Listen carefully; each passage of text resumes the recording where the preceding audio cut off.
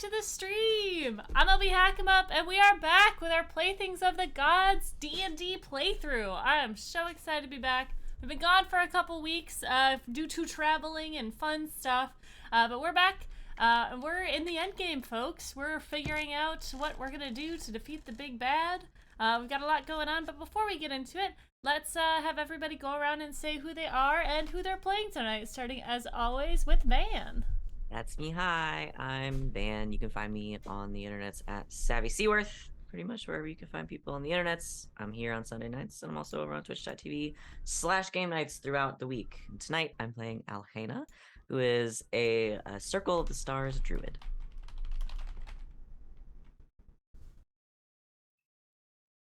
Do I? Oh, Yes, wait, that's you. I go next. Yes. You go next. Hi. Hello. I was distracted. It's been 17 episodes. I know. Hi, everyone. I'm Val. You can find me We all on do stream a lot. the internet. I just completely forgot. I don't know why I thought I'd go last. The internet, Kraken's Crown. Tonight, I'm playing Arrow, who's the barbarian. Barbarian. I'm Tanya. If you hear barks or snorts, it's probably not me. It's one of the pugs around me, just so you know. Find me on the internet at Tanya Roland. But I don't really do much on the internet. I'm more of a live person, you know. Anyways, tonight I am Moxie, the Tiefling Bard. I didn't mean that in a shitty way. Okay, sorry. I don't think anybody took it that way. We just saw you do awesome improv in Michigan.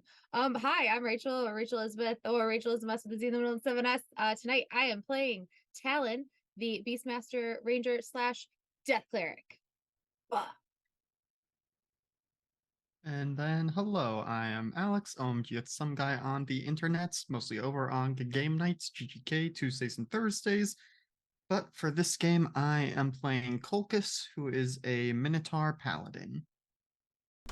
And I'm LB Hackemup, or LB for short. And I'm going to be your dungeon mistress, your dungeon master, your lovely friend this evening. And I have a problem with lights today, so it's gonna be chill. It's just gonna be chill. No, it's not. But we're gonna get into things. Before we do, we are gonna have a short little recap with, is that Link? No, it's Domino. No, Domino and Rachel. Take it away. Previously on Playthings of the Gods.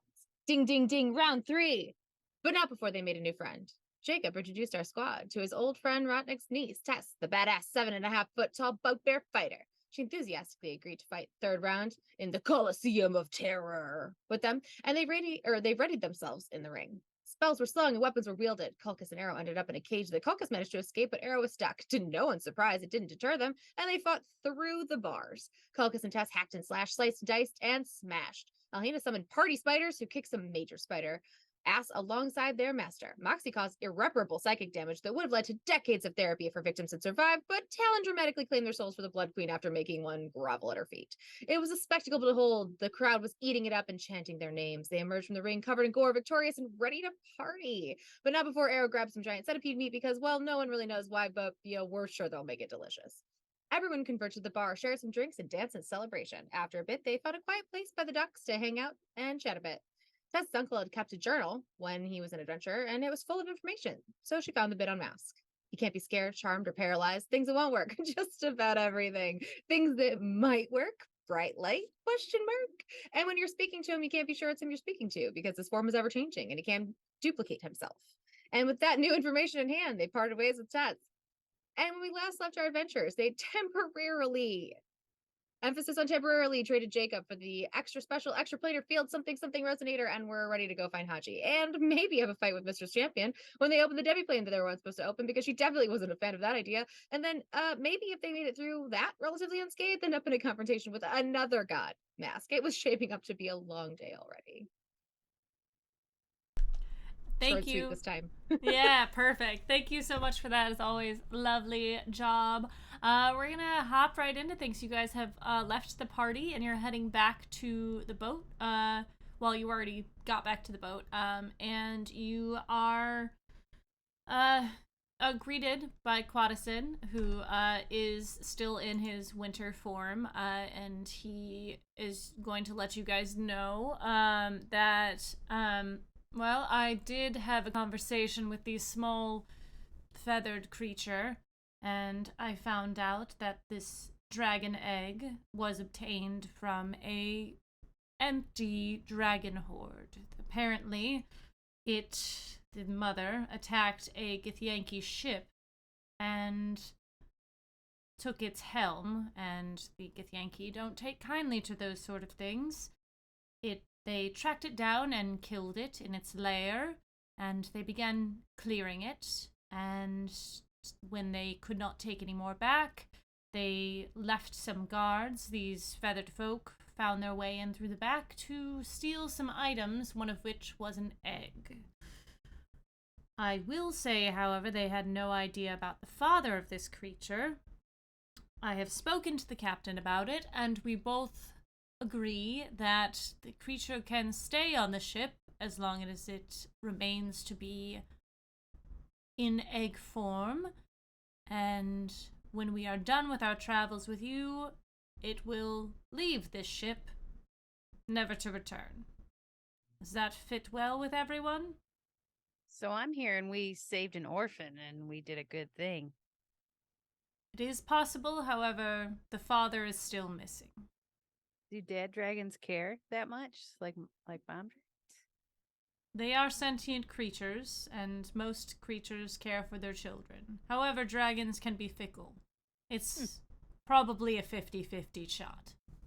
They could have had a nasty divorce, True. and maybe he doesn't care. But in the event that he does and he finds us, we'll handle it. And until then, we'll take care of the egg. Pickle party. Pickle. Of course. Cool. How was your adventure? Where is... You left Jacob, yes? Yes. And do we have a plan moving forward? This thing. Ah, I see.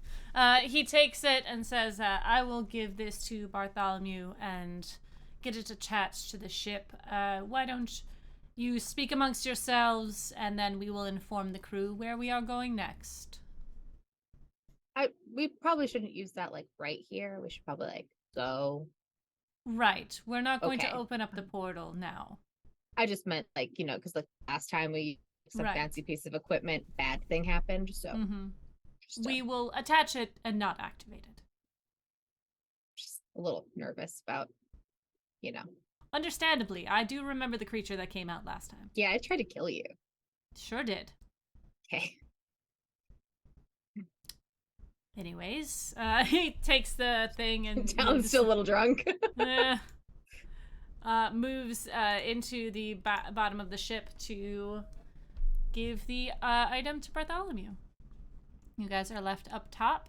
It's kind of quiet. It's later in the evening.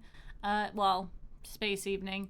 And you are able to get some sleep, have a discussion. I think the captain is going to want a briefing with the crew as to what the plan is moving forward, just so everyone is aware of things. I know you guys want to talk to your gods. You'll need to be in between planes for that, which is something that's easy for them to do and should not draw the ire of Mistress Champion. So you can tell them about that, and if you want to discuss plans as far as what to do after, do you want to talk to your gods first and then make the final plan? That might not be Probably. bad. In case any of them are like, hey, wait a minute. That New sounds like the intel. smart kid move. Mm-hmm. I want to talk to Pop, but last time I did, he didn't seem too pumped to talk to me. And he's just probably going to tell me not to go there because everybody tells me not to go there. But I'm going to do it anyways. That's what I like about Moxie. Yeah, she's like, you know what? I don't think this is gonna go well. but She's I'm got gonna do it anyway. Yeah. Moxie's got Moxie. There you So go. when I talk to Pop, I'm going to ask him, I don't know, if anybody has any better ideas. I'm just going to ask him about if I go in there, what can I expect from Mask or Slash why does Max have Mask have such a problem with you? yeah. That's why his does Max got government beef? name. Maxi beef.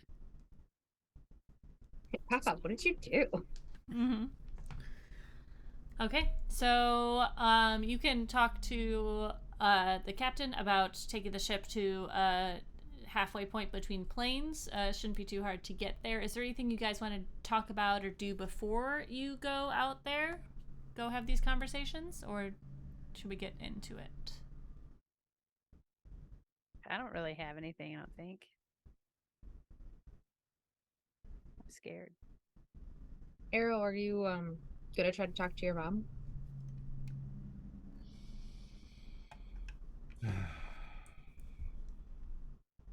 Yeah, I guess so. If you're not in the headspace too, that's perfectly okay. Well,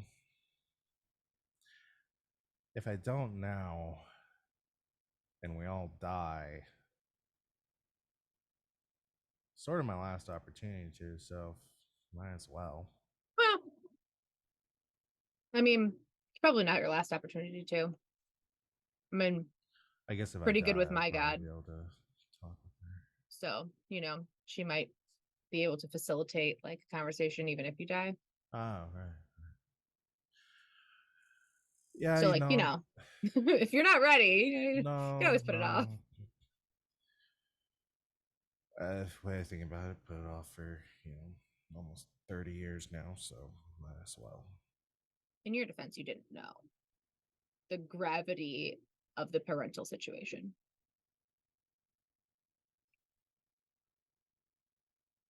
I'll think about it, but No pressure, but we're here. We're all here if you need us. yeah. I forgot with our bitch necklaces, because can we send messages with those?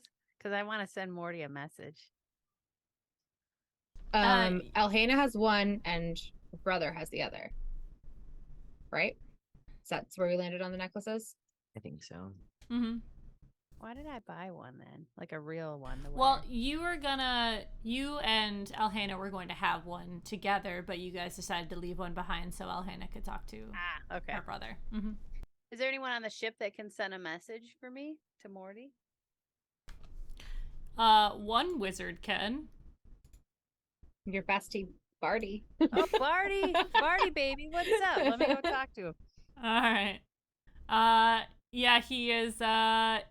He's working on the thing. He's boy, super pumped that you're asking him this, and he's like, is it like really important? Barty, have I told you how amazing you are lately? You're just so good at this, and it'll only take a second. Just a second, if you have a second, and I'll help you do whatever you need to do after that. It's not gonna get weird, right?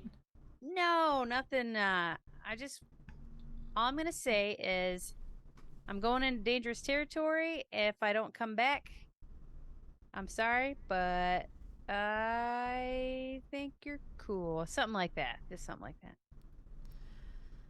All right. Write it down in the description of the guy, as much as you can, and then I'll see what I can do. Barty, you're a peach. Thank you. Yeah.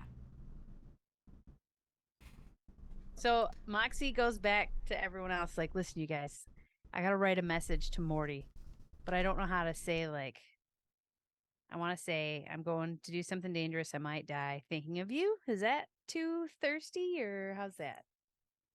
Well, I guess it depends. What do you want out of this? Or what is the nature of this relationship? And is this message meant to help transform it? That's a way deeper question than I could have possibly thought of. I can make some tea or something if you're thirsty. Oh, thirsty is meaning like I'm coming on Sexual too strong. thirst. Yeah, or coming on too strong, or I want to make out with him real bad. You know what? My goal for this is to know that if I die, that one of the last things I'm thinking about is Morty, and I'm just gonna leave it as is, short and sweet. I'll still make some Yeah, this tea. is not my area. I'll take some tea though. That sounds great. I am coincidentally thirsty. In every meaning of the word. All right, so Moxie goes back down to Barty and writes her message. Says, going to do something extremely dangerous, but I'll hopefully be okay. Thinking of you. Hope to see you soon. And with the description, you hand it off to Bart, and he's like, or Bartholomew, and he goes, do you want, like, me to do it right now? I mean, it'll be quick, right? Okay. I'll bring you some tea. Arrow's making some tea, and their tea's delicious. I'll bring you some. Okay. I'll send the message. If I get a response by the time you get back, I'll let you know, I guess. Barty, you're great. Yeah, what I'm gonna else get is you new? a present. That's true. All right. When Moxie goes back up. Hey, Arrow, make an extra little tea. I've got to bring some to Barty if you could, please. Can do. Yeah, Thank I'll get you. some extra cups. So, yeah, Moxie Blah gets tea and brings some to Barty. Yeah, he takes the tea, smells it, puts it up to his mouth, takes a sip. That's pretty damn good, actually. I told you Okay. they were awesome at making tea. Okay, all right. So I sent the message. There was a pause, like a minute or something, and then I got a message back that said, "Okay, everything is good at the circus. Please be safe. I can't wait to see you soon. Love, Morty." Barty, thank you so much. And Moxie just runs out and goes to everyone. Oh my God, he said love Morty at the end. And then she just sits and takes tea and doesn't listen to anything for about 5 minutes. Wow. Oh.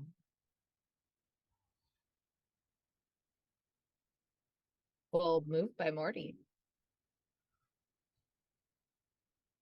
I know, right?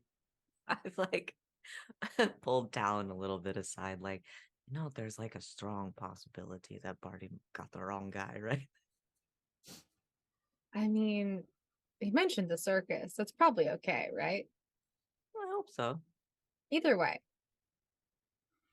Don't want to like burst her bubble or anything. I just didn't think they were there like at all.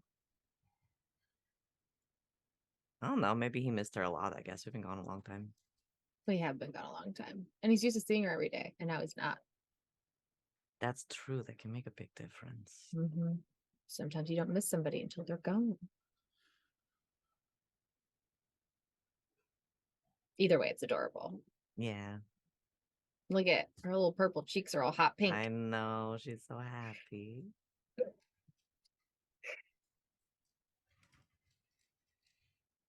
Are you keeping this, Domino?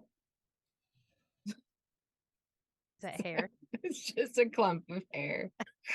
Sorry. uh, All right. You guys have your tea. They bring the ship to a middle plane. Jenna is going to go and talk to the crew about next steps as far as like what they're gonna get up to or like possibilities while you guys try to channel your gods. Does anybody want to go first? I was going to say we can keep the Moxie show going and get it over with and talk to Pop Pop. Sure. I'm pretty anxious about it. If that's cool with everybody. Yeah. Go for it. All right. All right, you guys, Go I'm on. going in. And however she goes, it's really hard. Oh, sit down All right. first.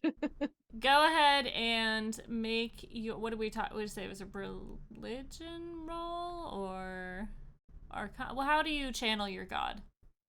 I don't know. I guess I like think really hard and pray, so probably religion. Sure. big money, no whammies. I got a 15. All right. You sit down and start. Where are you? On the Are we top like, of the ship? yeah, wherever we're all together. I want to be Mhm. around everybody, so if I Okay. talk, they can hear it. Okay. Yeah, you kind of feel yourself, like you're sitting down, you feel yourself kind of being pulled. As you reach out to Pop Pop, you feel yourself reaching and you're kind of not there, and then you feel this sort of presence pull you forward from your chest. And you find yourself again in this empty, dark space with a reflective water underneath you. And you see sort of around you that there is nothing, and then you see before you the form of Asmodeus walking up, and he seems to have a large smile on his face, and he just goes, "Moxie, darling, I'm so glad that you're here." Oh, thank you. I thought you'd be annoyed. I'm really happy to see you too. No, I'm sorry. Sometimes being in this place gets me a little irritated, but I'm just so pleased at what you're doing and how far you've come.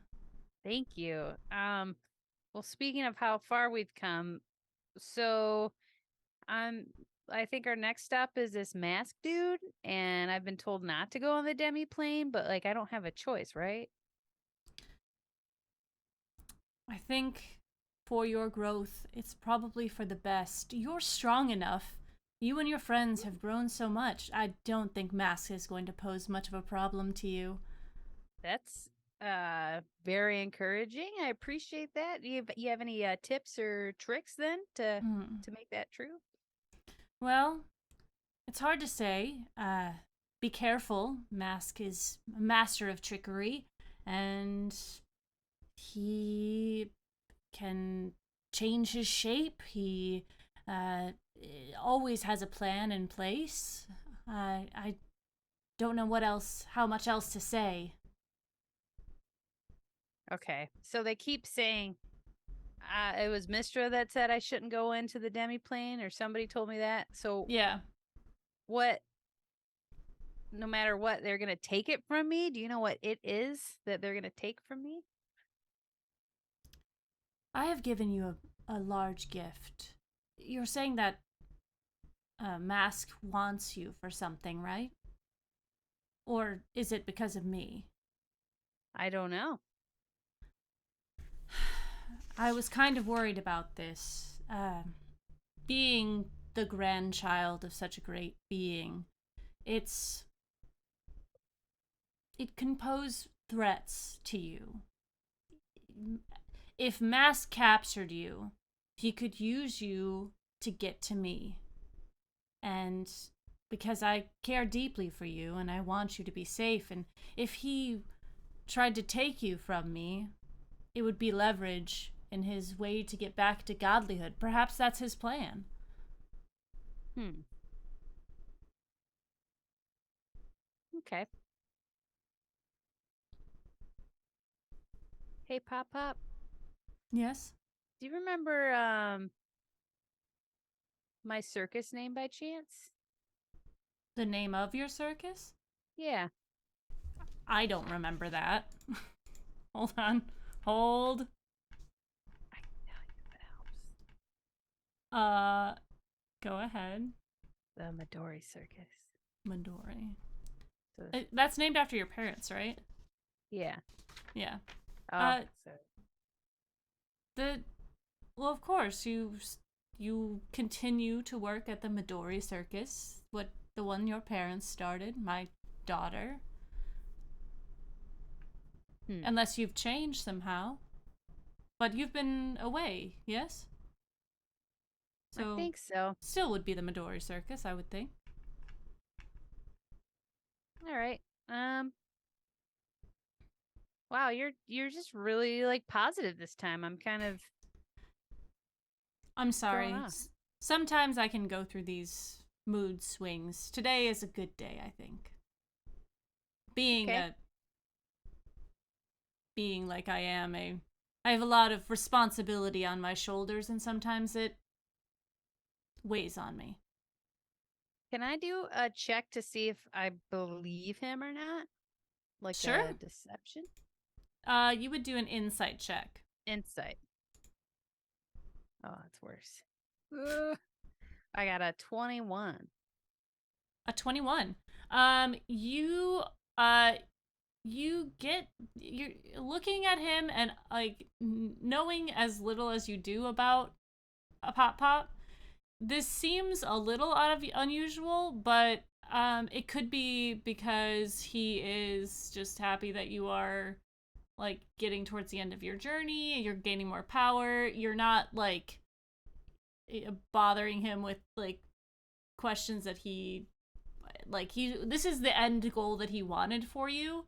So it could be that he is just excited about it. He doesn't seem insincere, but you don't know a lot about him in general. So it could be, it is weird, but you're not getting like, this is not the right person sort of thing from him. Okay. It seems like the same person you've been talking to. Just, yes, very mood swingy. Okay. Well, on that note, Pop, I won't take any more of your time. I appreciate you. If you think of anything important or that you need. Of course. to- I just really would like to say that I am very proud that you've come this far. Well, thank you, Pop. I appreciate that. Hopefully, we don't let you down. I think you'll do just great. Thanks. Well, see you later, Pop. Goodbye. The eyes fade from black back to their lilac-y color as Moxie comes back to this sort of realm.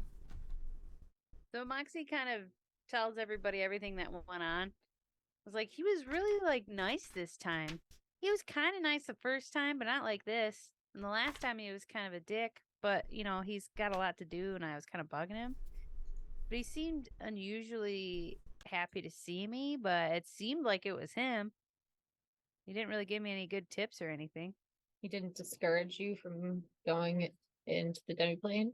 No, he just kind of said it's probably what you have to do for your journey. And maybe like I shouldn't go in there because they can trap me to get to him, but I don't know. That's the worst it was. Like I said, it doesn't really change anything I'm going to do, so. Well, I mean, does it make you feel better to know he supports you? It does make me feel better. You're just Yeah. riding a high. It does make me feel better. You're right. There you go. Well, that's my time. I'm good. Thank you, Bell House.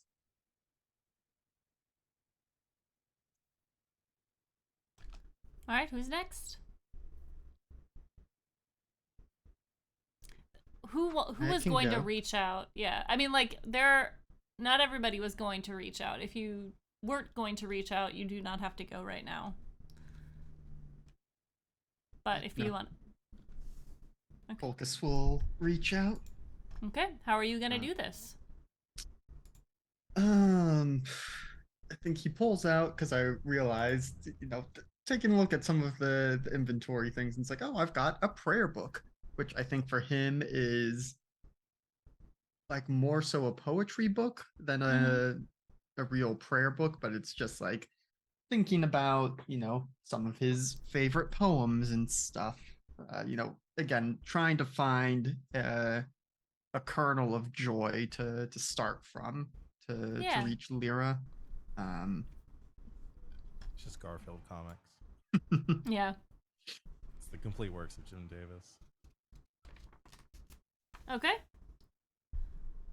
Yes, you reach out. Please make a roll for this to see how well the connection is.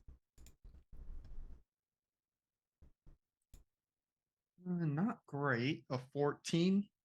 That's not too bad. Yeah, you reach out with this intention of, bringing joy into your heart. Maybe even reading some of the poems out loud so your friends can enjoy them as well. You feel your mind. Once was a man from Nantucket.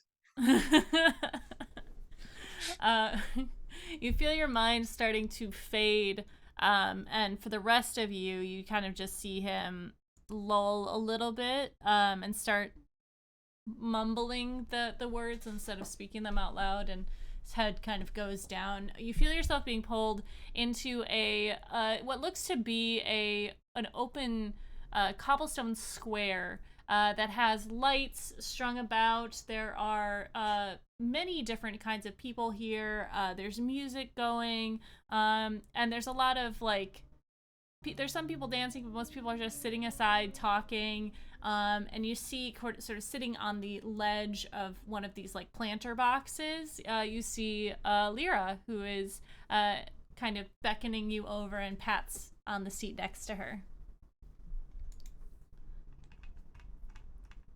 My lady, it is good to see you again.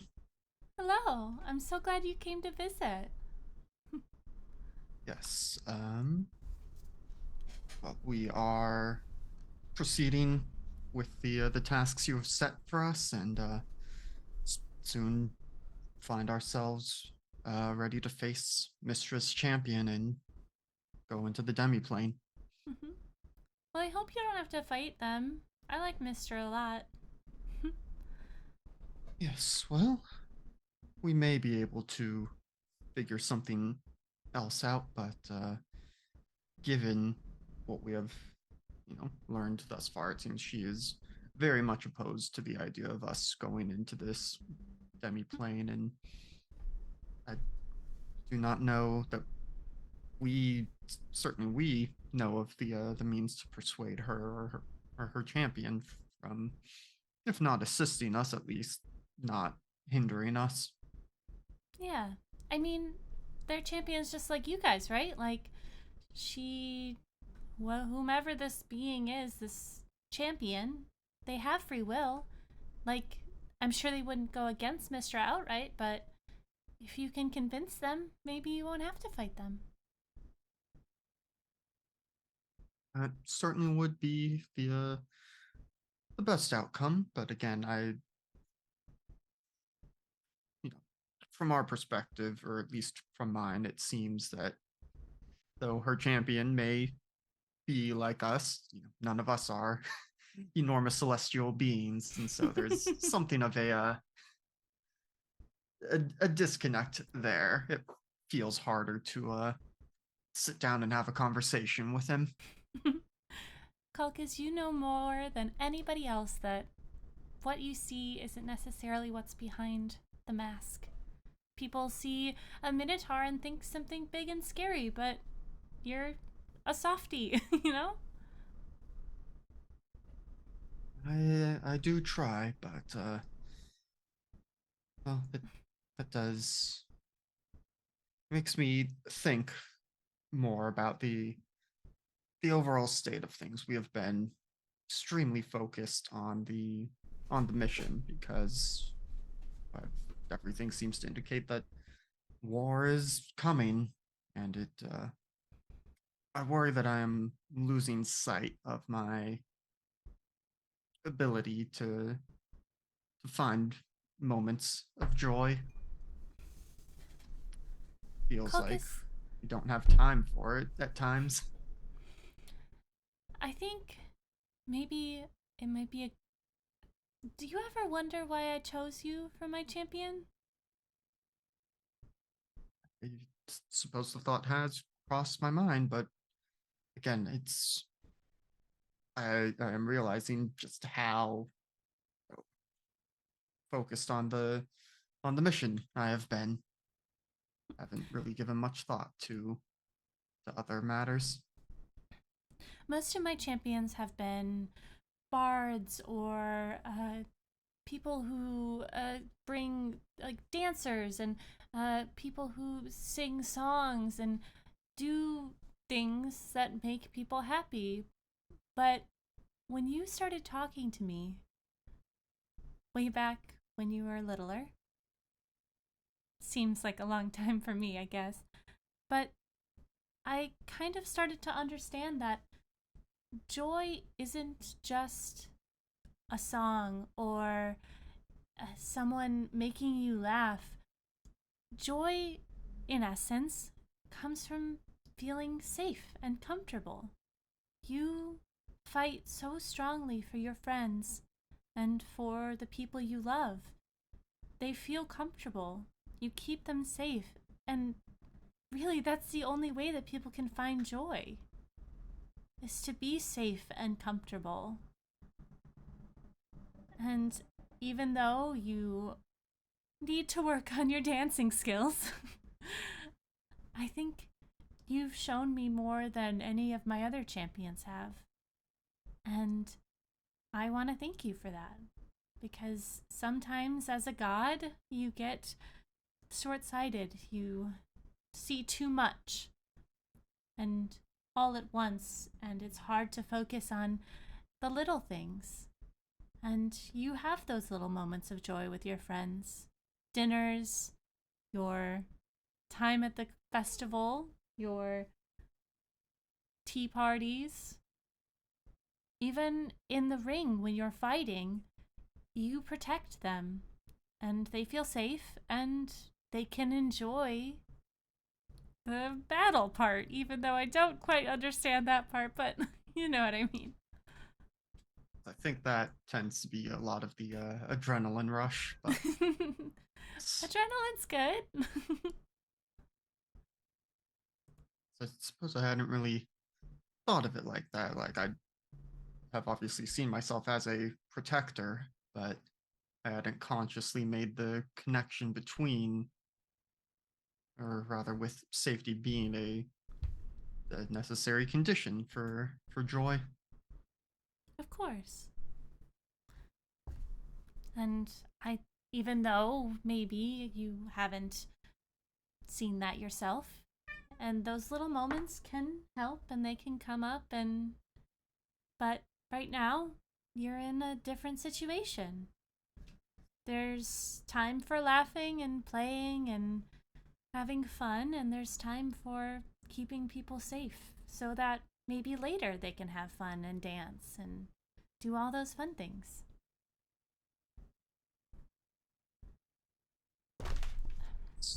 You are right, of course. Thank you very much for your words. Of course. Is there anything else I can do for you? Well, if you have any insight into how we could convince Mr. Champion to let us rescue Haji, be much appreciative. Well, I think that reaching out for their, for lack of a better word, humanity is going to be the best thing. Maybe not necessarily asking them to go against their god's wishes, but to give you an opportunity to stop it while you can. You know? Like maybe they'll let you go in and they just won't let Mass come out. You know? Right. Good. That's certainly a good idea. Now we just have to figure out how to have a conversation with this champion and not just have them immediately try and rip us out of the sky. I've heard speaking from your diaphragm really helps. Yes. Making sure that we project. Yes, exactly. Maybe you could make a sign that's really big.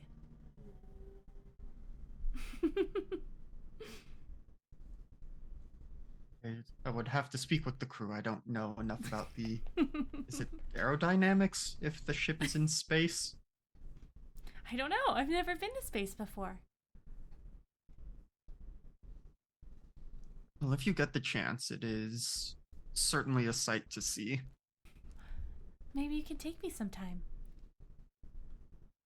That is your wish, then let it be so. Would you like to dance before you go? It would be an honor. She like snaps her fingers and the music immediately changes to something a little more upbeat, salsa-esque. And she gets up and she starts doing her hip thing and invites you over to like dance with her and have some fun before you go back. Yeah, I think that helps relax Colchis. Yeah, sticks around for some dances, but then eventually returns to the present. Well, Lyra has offered some words of wisdom that perhaps we do what we can to avoid a confrontation with Mistress Champion. Suggested that we try and appeal to whatever kernel of humanity they might have, and perhaps even suggest that they stand guard outside of the demi-plane in case we do fail and Mask is able to break out. And that might be a compromise rather than, she suggested that rather than asking them to stand aside entirely, that we redirect efforts. It's not a bad idea. And that just gave me another idea. Maybe we should come up with a word or phrase that us and the crew know. Since we know that he's a shape changer, we don't know if he could, incapacitate somebody and take their place. Maybe if we come up with like a word or something like that we all know and we don't tell anybody until we're like getting back on the ship, to just verify everyone's identity. It's not a bad idea. Like pickle. But what if he learns the word? If we all get matching tattoos.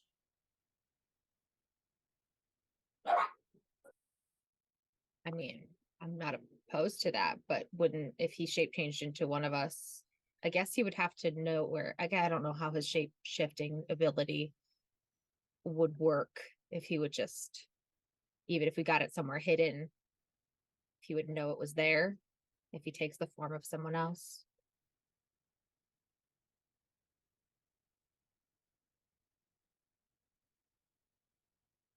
Well, it's not like he would have like all of our knowledge. So like we could just ask each other questions that like only that person would know, Yeah. We could just do it that way. These are good ideas. It's just figuring out which one we go with ultimately. It could be both layers of protection. Like we could ask, what's our dragon's name? And then everybody would just say pickle. And then you'd have to also ask a Pickle, that's question of, then you'd have to ask a question like, Arrow, where did you get your spice belt from? My mom. Exactly. Okay, cool. He wouldn't know that.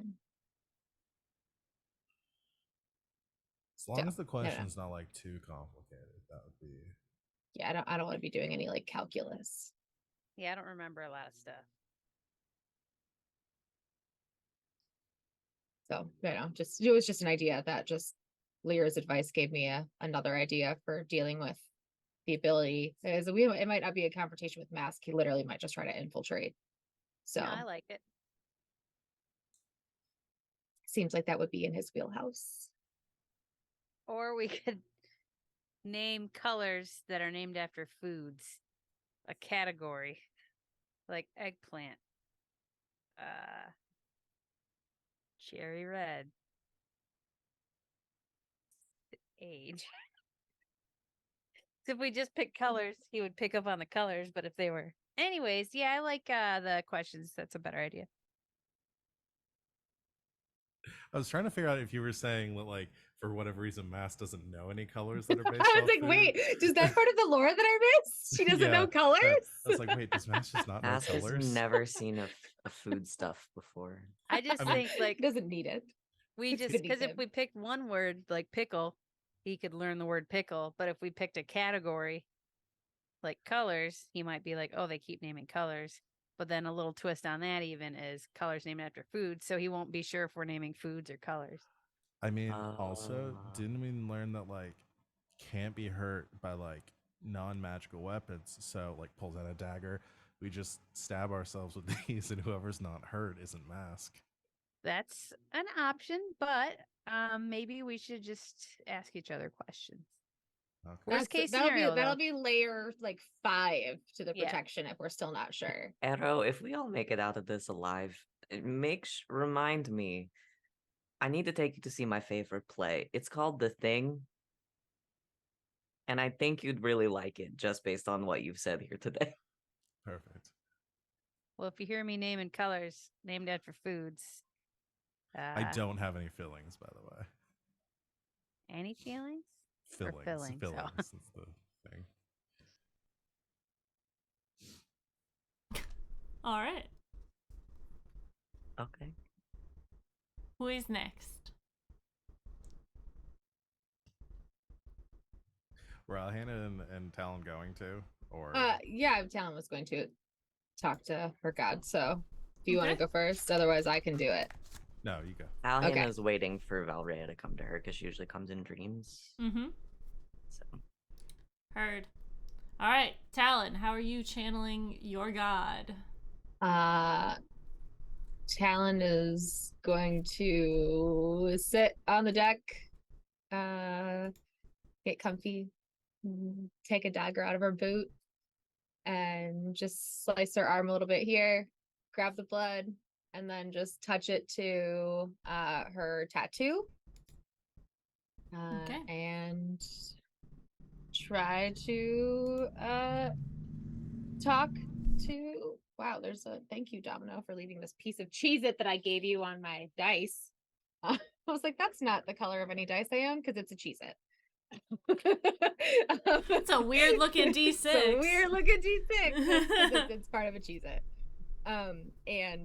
So she will try to pray for some insight from the Blood Queen. All right. Roll it. Ooh, that's a 17, 18, 19, 20, 21, 22, 23. Perfect. All right, you Oh, put that dice away. We're gonna keep you out. Sorry.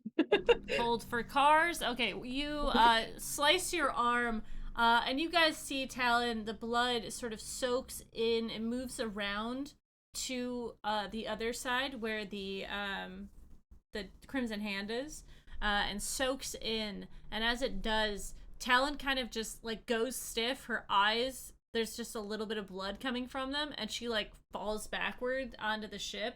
Her eyes wide open with this just a little bit of blood coming out, and her eyes have gone red. You find yourself, Talon, at the mansion again. You're outside. Everything is monochromatic. The trees are completely dead, but the path of stone leading to the porch is clear. The porch with the large doors is in front of you. You'd like to go up. Not find the unmute button. Yeah, she'll walk up to the door and take a deep breath and knock politely. It takes just a moment before the door opens, and you see on the other side the Blood Queen. Tifa opens the door for you. Her blonde hair is dipped in red as she motions for you to come in. She's in a very long, elegant red dress with a little bit of black feathering at the bottom. And she says, "Hello, Talon. It's good to see you again. Please take a seat." She motions to go into the drawing room. She'll make her way in there and sit down and wait until she finds herself a seat. Yes. She sits down with her legs crossed, arm splayed over the back of the couch. She is barefoot, but her feet are again dipped in blood. And as she looks upon you, she says, "I appreciate the last creature you gave me. It was quite large. Some sort of bug." Oh, I think it was was it the two other things that were alongside the bug? Isn't that what I Yes. sacrificed? Right? Yeah. Okay, I couldn't remember. I was thinking about it. I was Yeah. like, wait, what did I do? Yeah. I don't really know what they were, but we fought in a blood arena, so I figured it was fitting. That is wonderful. Thank you for that. You've come a long way, Talon.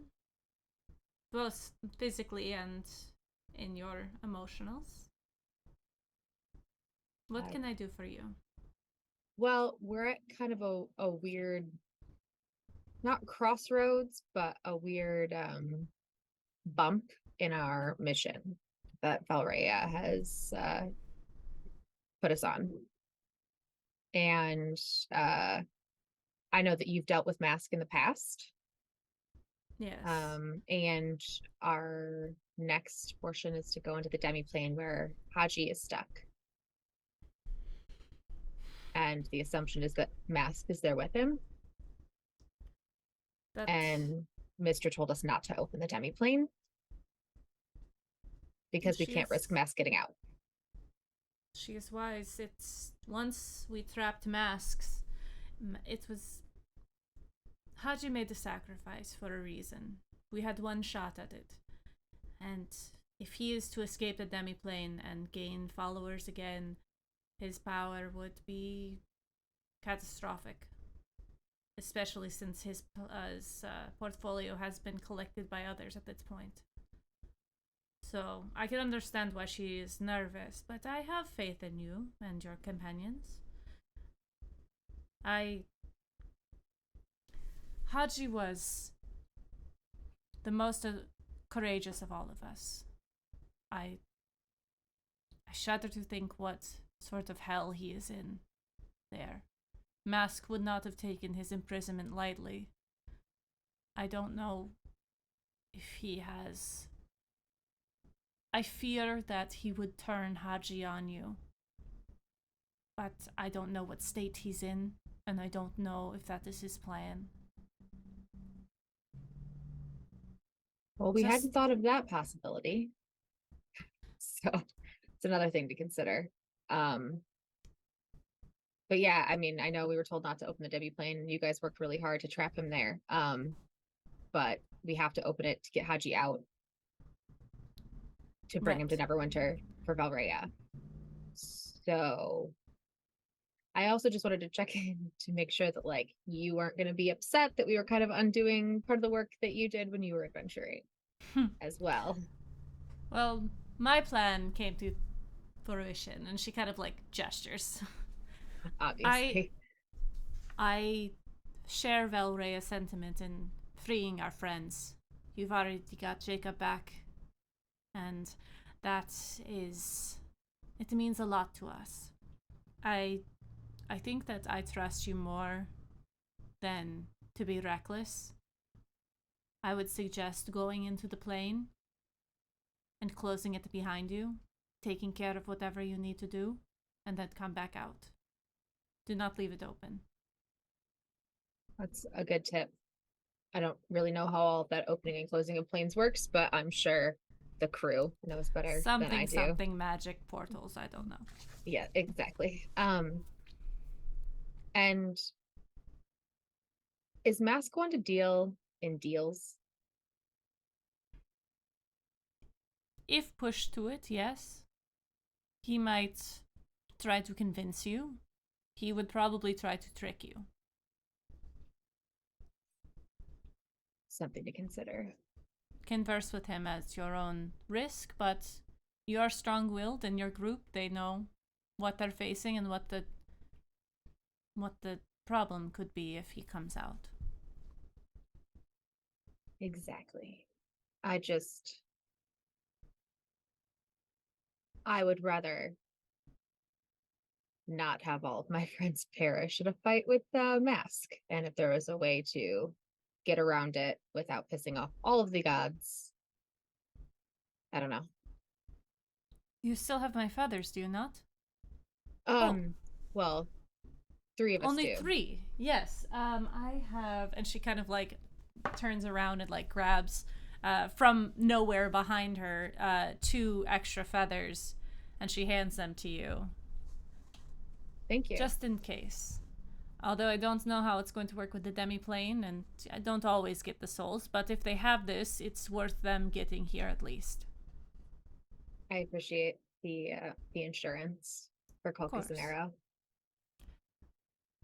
There is one thing that I ask of you, if you choose to do so. Okay. If you fight Mask, I would like you to kill him. This could be the only chance. He's diminished in his power because he's cut off from many of his followers. He is weakened by time, and if you have the right tool, you could kill him. She glances down at her forearm. The Crimson Hand is powerful, but not exactly what you need. You see her stand up from the couch and walk over, and as she does, above the fireplace, there is a mantle, and there seems to be a few things on it, but as she moves closer to it, they shift in shape and size and move over, and in the center appears a box, a clear glass box, and inside is a black blade. She opens the box and pulls it out, and she says, "This is the obsidian blade.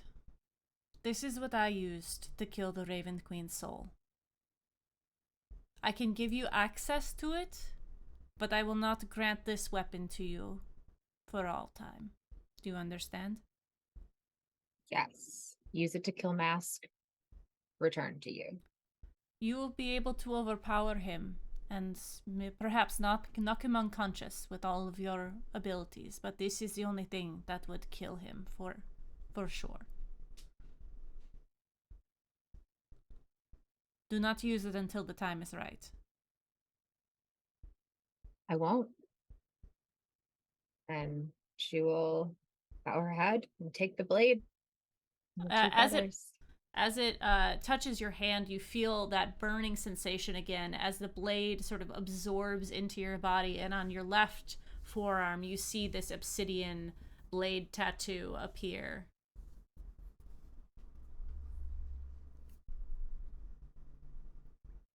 Now I have two. But I will say, once you have used it, it will come back to me. I won't only use it trust until- myself with it. Understandable. I won't use it until the moment has come to kill him. And I will kill him. It is your choice. It is always your choice. But I would appreciate it. That's one soul that I'd love to see. If it is a decree from my God, I will do it. Do you need anything of me? I have quite the view of the world. Is there anything you wish to know about? Nothing that I'm ready to know about. But thank you. I think I need to laser focus on the mission at hand. All right. And avoid distractions for now. Of course. I am keeping an eye on him. Don't worry. Thank you. Of course. Well, I think that's it. You've given me more. I came for information, and I got a way to kill him. So I'm feeling better about this. Of course. Okay. Well, thanks. Hopefully, when the blade returns to you, you'll know he's dead, and his soul won't be far behind. I shall prepare a parade. And maybe a gilded cage. A cage is not what I am thinking, but I'll take it into account. And she'll nod and break the connection. All right. You guys see, you cough up just a little bit of blood as you come back to life, and you feel wetness on your face and on your cheek.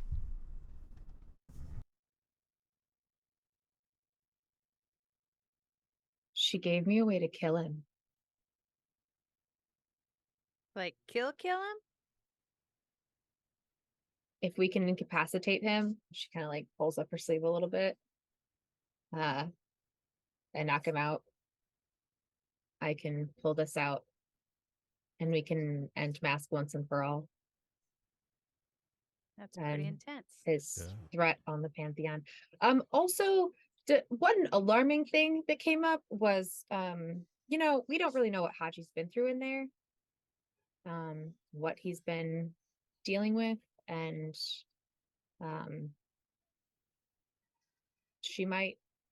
she said that, you know, he might make Haji, like, use Haji against us. I don't know if that necessarily was like fighting or just a hostage situation, but we might want to think about, I don't know, ways to extricate him from the situation. And we also need to make very sure that we close the portal as we come in and out. I can talk to them about that. We can't leave it open. Just oh, and these are for you guys. And Space dogs. Yeah, space dogs. I got you a puppy. No, I got you hellhounds. And no, she hands both Calcus and Arrow these like black, like I think they're like crow or raven feathers. And Yeah. they are dipped in blood, not dripping still, but you can tell. These will hopefully, it's an insurance policy. Your soul will go to my God, where hopefully we can do something about you coming back. To keep your soul safe Gotcha. in the event of resurrection. Not like a permanent thing. Not like No, it's just like Okay. a insurance policy so that nothing else happens to it in the event that you die. Cool. So yeah. We all have one. Thank you. It's a weird gift. So sorry, this is the first gift I'm giving you guys, but It's like a little morbid, but I appreciate the thought. you know, we're gonna go open a demi-plane that hasn't been opened in 50 years and fight a god. So is there a more appropriate gift No. than a soul insurance policy? I would say, especially if we're going up against another god who might want to take your soul for himself. Like, I don't like to be alarmist, but No, He's but- got no power cut off from followers and everything. So and souls are pretty powerful. So we're gonna have to like be ready in case we're gonna have to fight Hachi too. And I assume we don't want to kill them. No, I don't think so. I think that's would be against the, you know, the whole plan. the whole reason we came Yeah, the all whole the way reason we out came here. out here, yeah. So, So be careful not to let them die. yes. Save Haji at all costs. Cool. All right. Well, I'm gonna grab some handkerchief and cleans herself up a little bit.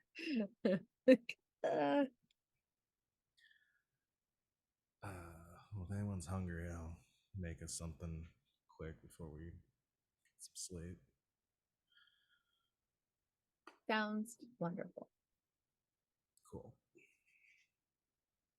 Going Yeah. there always makes me hungry. Feels like I haven't eaten in days.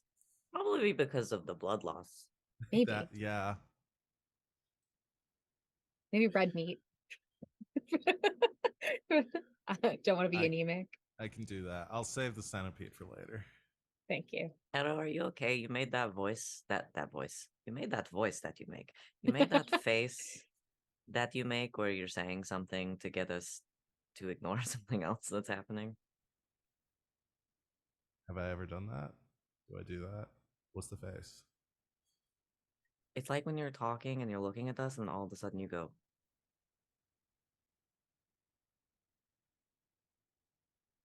I'm good. okay.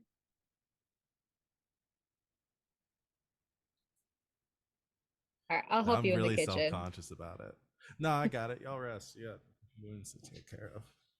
Okay. I'll be back in a bit. Okay. I think Arrow's gonna use this as an opportunity. Seeing everybody else do their thing. Mm-hmm. All right. Well, let's take a quick break here. We'll get back into it, talking to Mamu. Uh, and we'll be back in 5 to 10 minutes. Don't go no place. Make sure you grab a drink, grab a friend. Just like give yourself a good stretch, like a good back stretch. Maybe your arms too. It's been a long day. We'll be back. Bye.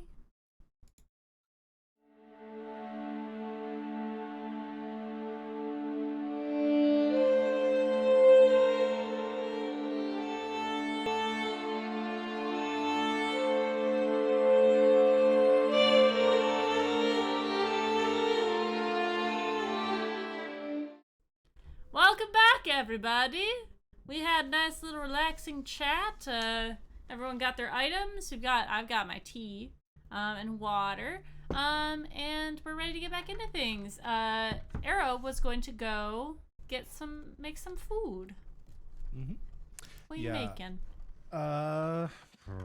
Geez, probably bun. I think Arrow kind of goes into the kitchen without any plan and just starts making like way too much food of like bunch of like starts making some rice and then starts cutting up some potatoes for like a hash or fries or something, and then starts making some like it's a char going on some like puts like a full roast in the oven, like it start just like all sorts of stuff. And I think it's mostly because Arrow's like not really thinking, it's just like cooking. Sees like everybody talking to their gods and was like thinking like, well, do I talk to should I talk with my mom, like should I talk with Shantae, like what should I do here? And I think it's like kind of focusing on like that, like what would I say, how would I even try to talk with her, like how does one do that? Because I know they sort of everybody explained their own process, and they have Arrow's now seen how everyone else kind of does this. It's like I don't even know if I could do that. I don't even know what this, and I think this kind of turns into almost a meditation for them of like cooking and working, and it's the way they've always connected, even though it was unintentional with their mother.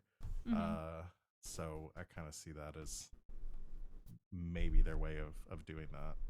That's perfect. So why don't you go ahead and make a roll for me, see how well it goes. What should I roll? Well, you could roll if you want to do this via food. You could do like a survival or something like that. Just whatever makes sense to you personally. Yeah, I mean, I could do like wisdom with my cook's utensils or something like that. Yeah, perfect. Proficiency. So, I'm gonna roll animal handling because it's the same modifier, but okay. Wisdom plus proficiency. Jeez, it was almost. It's like cocked on my screen between a natural 20 and a 14. But it ended up totals of 21. Perfect. You kind of feel yourself getting lost in your cooking, and as you start to go for some greens, you turn, and the world shifts for a second, and you are pulling up a batch of lettuce and you find your hands are dirty. And you notice that you have just pulled it out of the ground. And as you kind of look up and around, you see that you are in a massive garden.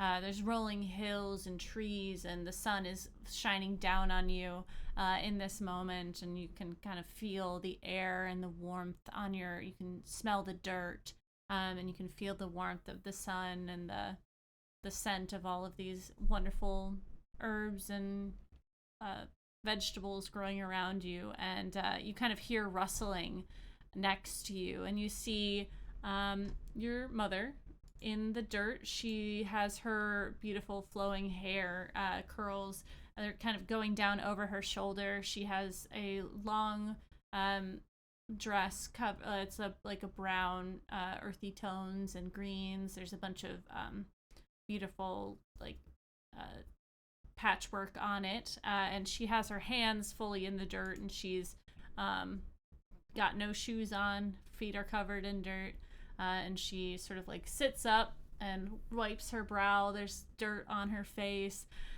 and she kind of turns to look at you as she has this basket of carrots in front of her that she was pulling, and she says, "Hey, sweetie." I think like in this moment of everything happening, or like drops the lettuce and then sees it like just fully on the ground and goes, oh shit, and like picks it up and goes, oh fuck, I shouldn't have said shit. I'm sorry. Crap. Hi. Hey. I think this is yours. Thank you. She takes it and puts it in her basket. She kind of like wipes it a little bit and places it in. She stands up holding the basket on her hip. Hi. Well, I thought you might want to come talk. Yeah, yeah, it's weird. I was just thinking about that actually. Is that why? Like, is that how it works? Like, we both want to talk and then we're able to talk? Or like, Sometimes. cool. Yeah, I kind of wanted to talk to you too. Kind of learned a few things. You talk to your father? Yeah.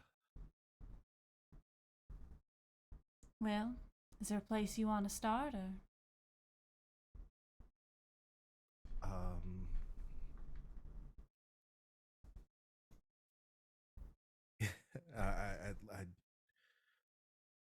I guess like, why? Of course. Follow me. She starts walking towards a sort of picnic table type area in the middle of this. There's flowers that were cut in a vase and the tablecloth over it. She places the basket on the table and sort of sits on one side and offers the other side to you. Yeah. Pulls out the chair again. It's like now kind of understanding what all this is, whereas like it's very like delicate things. Like, this is like a god's chair and this is like a god's table. Like, even though it's like very simple in its trappings and stuff, it's like very self-aware in this moment. Well, to start, I think I should say that your father and I loved each other very much. It's not often that I find a love like that with a mortal being. He was talking to me in the way that mortals do, asking for guidance and wanted to help me out. And when we got to know each other, things just felt right. We decided to settle down for a bit. I left this plane and went to his. We had a lovely life together for a while. And when you came along, everything kind of felt complete. I think the why you're asking is why I didn't see you and I didn't tell you. Yeah. Yeah, because like,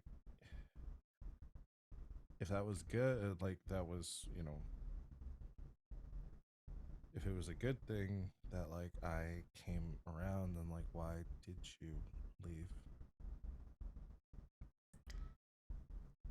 Well, part of the problem is I am a god. I can't tend to myself and leave all this. I couldn't bring you with me. Mortals can't come here unless they're, well, dead. But mostly it's 'cause I think we wanted you to have a normal life. There's a lot of strength and power in you being a demigod. And I knew that further on you were gonna need a way to protect yourself from all of the people who might want to come get you or use you in some sort of way.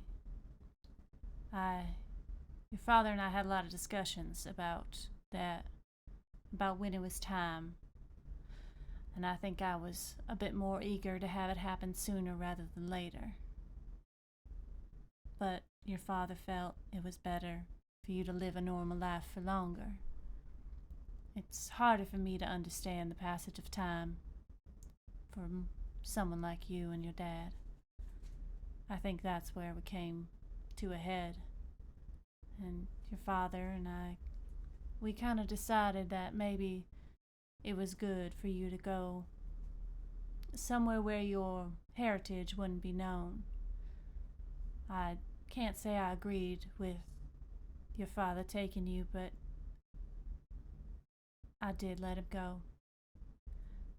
And when you came back, I was able to see how you've progressed over time, seeing the person you became, your strengths and all of the things that you loved, things that I love too. I can't say that I was always there, but I was watching, making sure you always had the right ingredients, putting the right flavors into things. You knew where to find the right mushrooms, that sort of thing. And I didn't tell you when I found you on the shore side when we talked the first time, because I don't think you were ready. You were a free spirit, Arrow. You didn't know anything of the troubles of the world, and I didn't want to bother you with them. You weren't ready to hear it yet.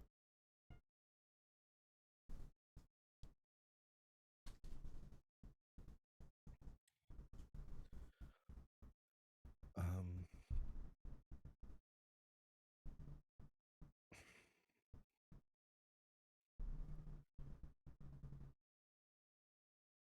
that makes sense. I'm sorry. That helps.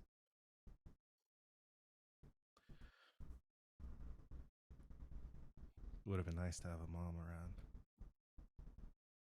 I know. And I can't say that I can be around all the time for you now. But when you're done with what you're doing, I would like to spend some time with you.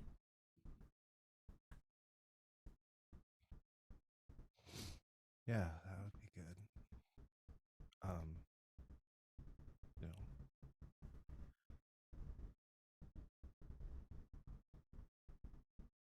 Dad did the best he could, but I don't know. I always felt like, excuse me.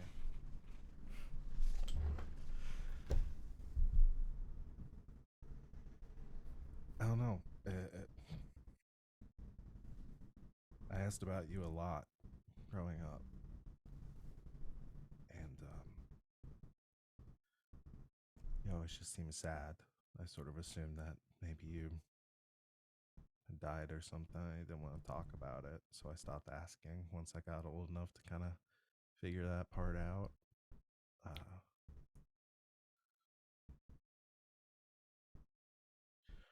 Part of me was just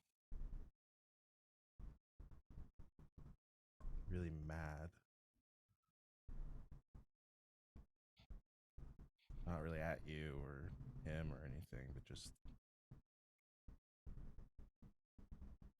yeah, I traveled around a lot, seen a lot of people with families and parents, and I don't know. I just would have been nice to have. I get it. I mean, I know.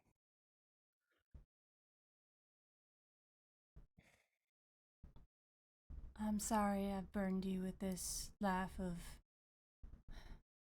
Well, it's not going to be easy and it's not going to be normal.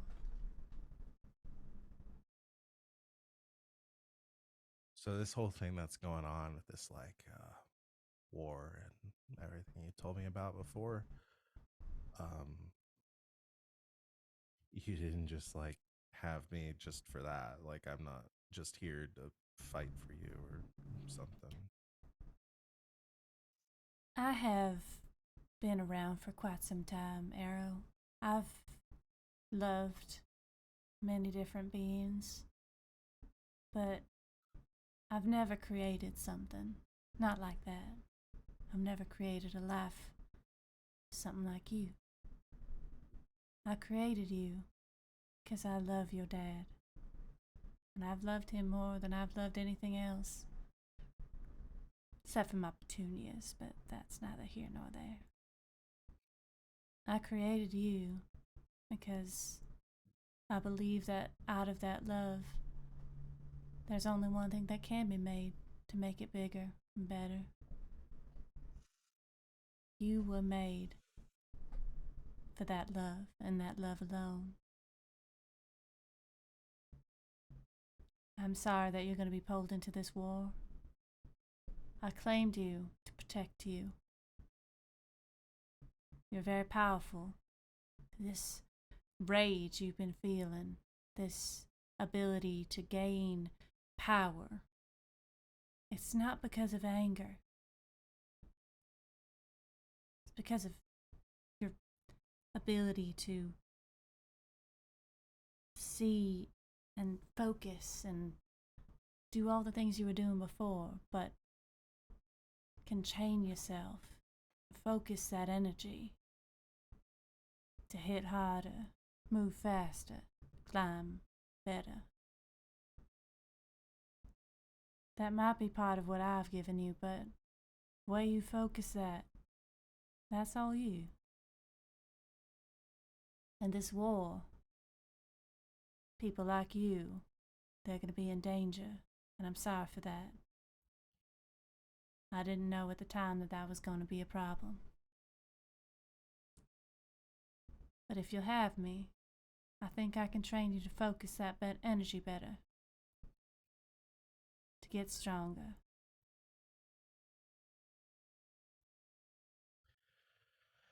Yeah, it would be kind of nice to maybe understand something for once. Now that your eyes are open and you're looking forward, I think you'll do just fine. Spend a lot of time with your head in the clouds. And that's okay.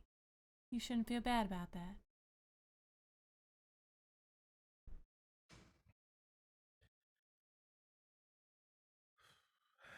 So, what am I supposed to do about all of this? Well, you've got a mission ahead of you, right? Yeah. I think it's best that you finish something you start.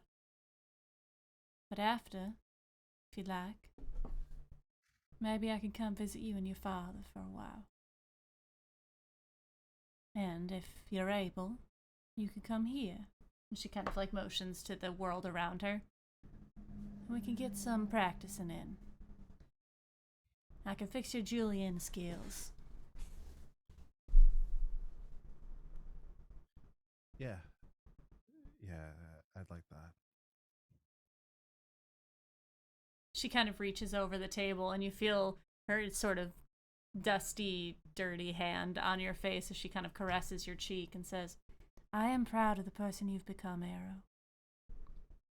Even without me, you are strong, free-spirited, and you can make one hell of bullion.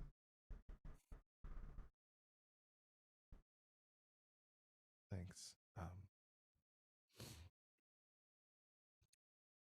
don't know. Should I call you mom or your holiness or? Well, you can call me whatever you feel comfortable. I do like mama. That's one of your first words. I don't know if you remember. Yeah, Dad was pretty mad about that. Yes, he was. But, anyways. Finish what you got to, okay? Yes, ma'am. That's my boy. Nope. That's my child. All right. Is there anything else you need from me? I mean, you know what we're about to do. If there's anything you can do to help with that. Well, I've never met Mask myself. Seemed like a right twit if I've ever heard of one.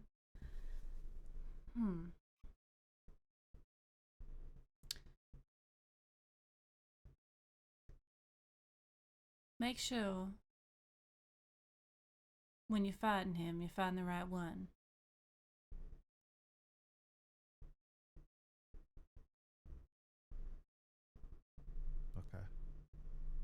Is there a way for me to know?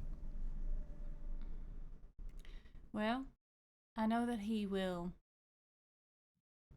split himself, in a way. There's always one that's stronger than the others. I think. So punch them all, and whichever one puts up the most resistance, focus on that one. Right. Or you could destroy the little ones faster. All right. And use that pouch. I gave it to you for a reason. Yeah. Yes, ma'am. Yeah. I will. And don't worry about dirtying up things here or what seat to sit in. You're part of this world. You're part God.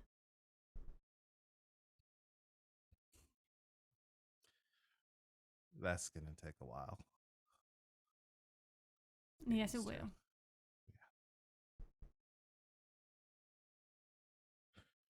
Thank you. Of course. I'm here whenever you need me. You better get back. Your rice is burning. All right. She stands up and moves very quickly, almost gliding on the dirt, and she embraces you in a hug, and she just completely envelops you. You feel her hair around you, and her clothing and her body. And as you do, you kind of open your eyes, and there's a little bit of smoke coming out of the rice in the kitchen that you've been cooking in. You have been moving still, things are going, but that's... Yeah. Arrow just takes the whole thing of rice and just like just dumps it. It's like, all right, we're done with that. I'm just gonna finish making whatever we've got here. I'm gonna take this rice and let it dry. I'm gonna do something else with it, but I'm not making that right now. We're not gonna waste food, but I'm not gonna deal with that right now.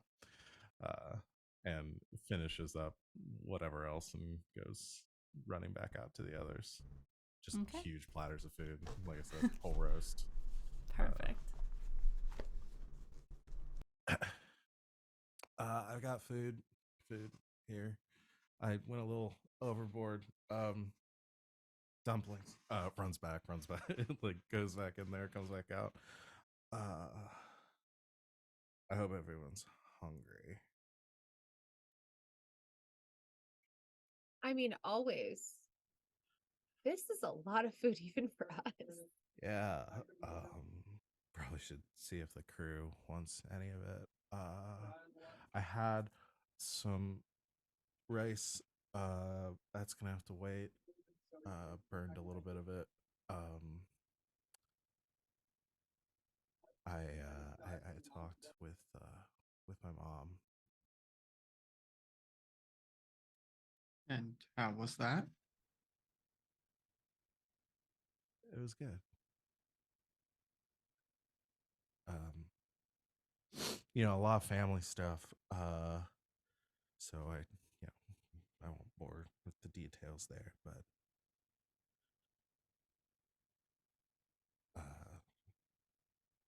told me that she didn't just make me to be some sort of soldier or something, so that made me feel a lot better about this whole situation. You just feel better in general after talking to her? Yeah, she told me after we're done with this thing with Mask, that she was gonna come to visit and maybe take me back with her to train or learn or whatever. That's a huge first step. I'm Yeah, happy sounds for awesome. you. Thanks. Still a lot to get used to, but I do feel a lot better now that I kind of understand what's going on. She told me a little bit about Mask too. I did ask her about that, if there was anything she could do to help. And she doesn't seem to like them very much, so that's good. Kind of on the right track. Not gonna piss her off by killing him. But gave some tips as far as like fighting him and all that.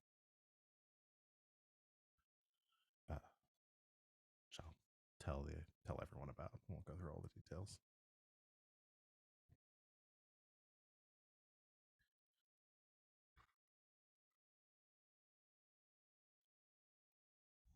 Weird day. Yeah.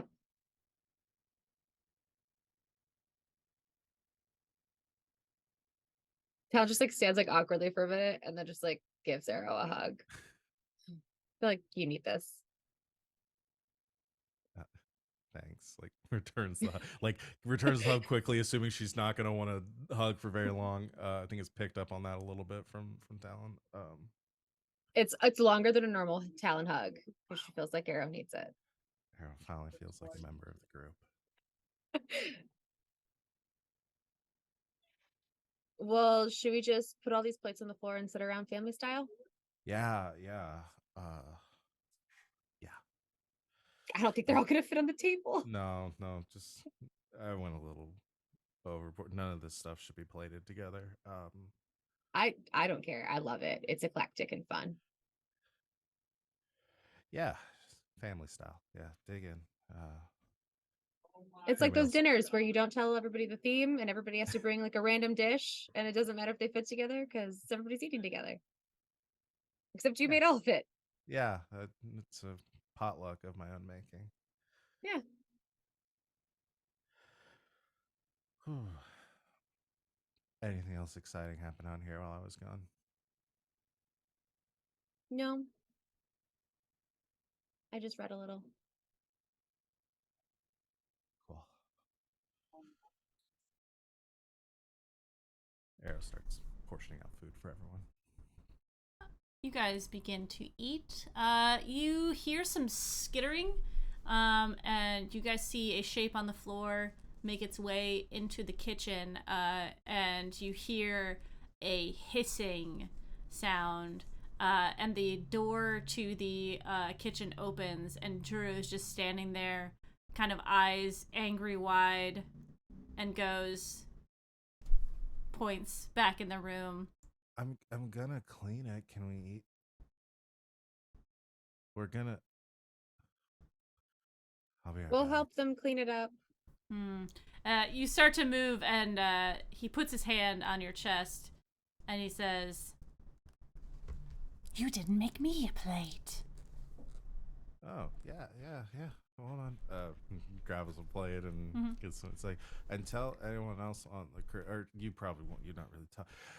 Food. If anyone's hungry, there's too much food. Way too much food.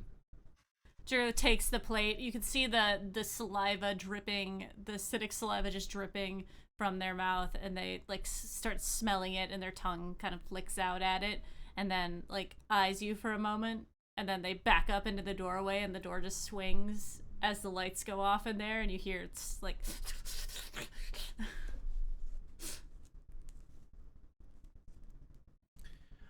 This good guy is just a little weird. I think that could be said about most of us. Yeah. All right, everyone joins you for food. Your pops comes out and is very complimentary of things. Do you want to talk to him before, or? Yeah. Okay. I'll if anybody else wants to do anything, I don't want to take over all the stuff. But. Maybe Alhana's a little tired after eating all that food and blood sports and stuff. Alhana, you make your way to bed. Your hay. I think we decided you sleep on a hay mattress on the floor. Okay. And you start to dream. What is? I think you see a wonderful field, a very familiar field ahead of you, and there are no tents, but there is a large tree, one that you're very familiar with. You find yourself back on Ravnica. This seems to be in a time before any settlement has happened at this grand tree. And hanging from one of the branches is a swing. And upon it is, I was going to say hanging from it is Valrea, but on a swing it's a large sort of bench swing, is Valrea, and she's wearing a white flowy garment. She's got what almost look like ballet flats on. She's got her hand on the rope, and she sort of smiles as you approach. Hello, darling. Hi. please. And she sort of motions to the sea, and you see as you move towards it, it sort of shifts in shape and size, making it more of a plank for you to sort of lay on. So you are at the same height as her, face to face. It's been quite an adventure so far, hasn't it? Thank you for getting Jacob. Really has. Just glad Jacob was in one piece. Yes, he's a little fatter than before, but I think for the better. He was a tall string bean when I knew him. Yeah, he looks a little different now. Well, I know you have the hardest part in front of you. Yeah.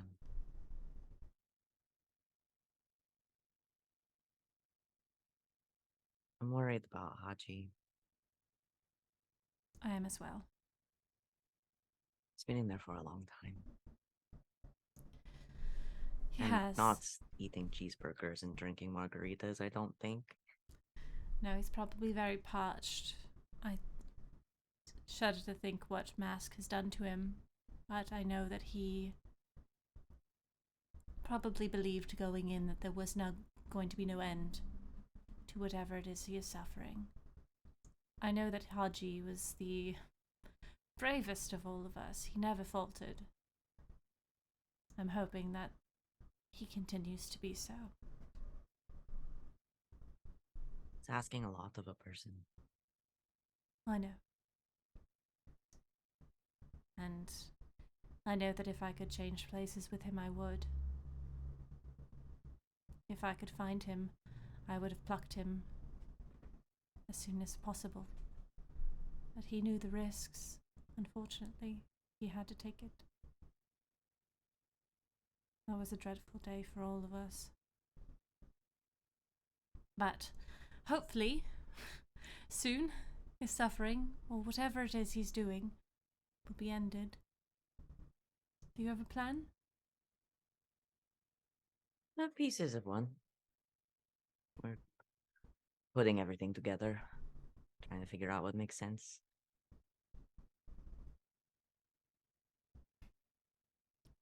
Is there something that troubles you?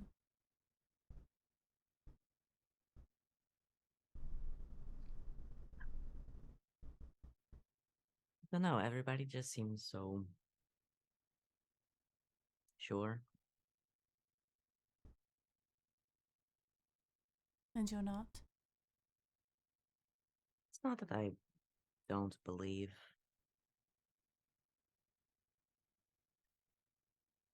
I've been a lot of places and seen a lot of things and a lot of people, and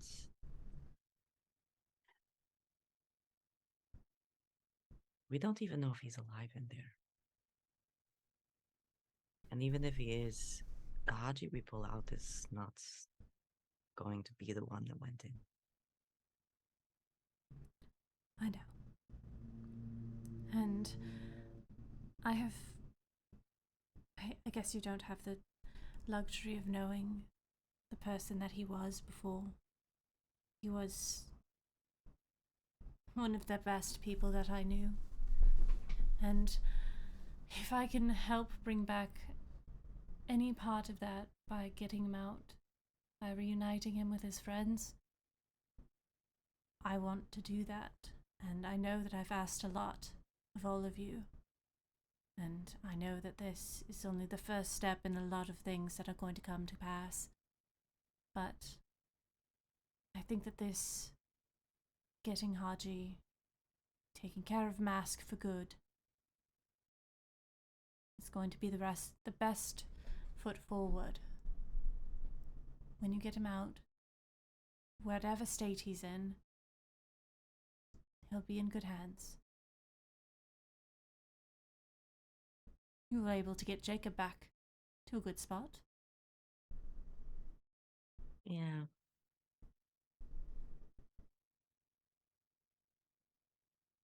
I just don't imagine there's going to be a pool wherever Haji is. Perhaps not. No. But I have faith in you That's why I chose you. You are, even before I chose you, you were bright and cared for others, and you would protect them with everything. You were true of heart and tried to bring out the best in the people around you. I believe moving forward that you can do that as well. I'm going to try. How are the stars now that you're in them? You know, I thought they'd look more different than they do. They're still very far away. Yes. I'm glad you've gotten to see so much, too. Me too. You've gained a lot on your adventure. A lot of strength, both physically and in your magics and in your companionship. Use them in this moment. Believe in yourself and the others around you. And you can do anything. I just don't want to lose them. I know. I know he's your friend. But I think all of us really need Haji to be worth this. Well, perhaps there are a lot of things that are happening, a lot of moving parts. My father's told me of some of them. I can't see everything, but I do know that Haji plays an important role, as you all do. But I think what's most important is that you 5 go on this adventure. You complete this task, and in doing so, you place yourself on the right path forward to become the champions that you all can be. Andrea, is the treasure the friends we made along the way? You have to tell me if that's what's Well, happening. in my own travels, my companions were the only thing that got me through it in the end. Most people don't Please. know this, but after I defeated the Raven Queen's physical form to release the gods, I had to end my own life.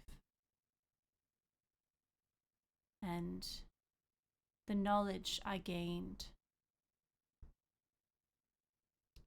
it made me go dark. It made my light stop shining. It made me attack the people I love. And I could have killed all of them. But they all knew what had to be done. And even though I was their dearest friend, even though they loved me, they had to kill me to save me, I guess. They sacrificed everything.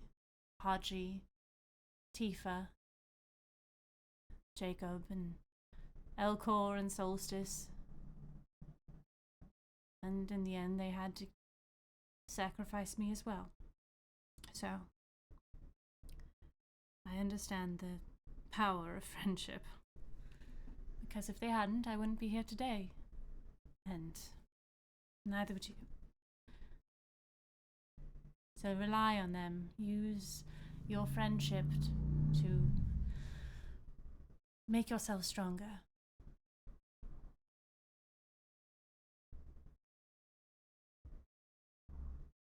Do that.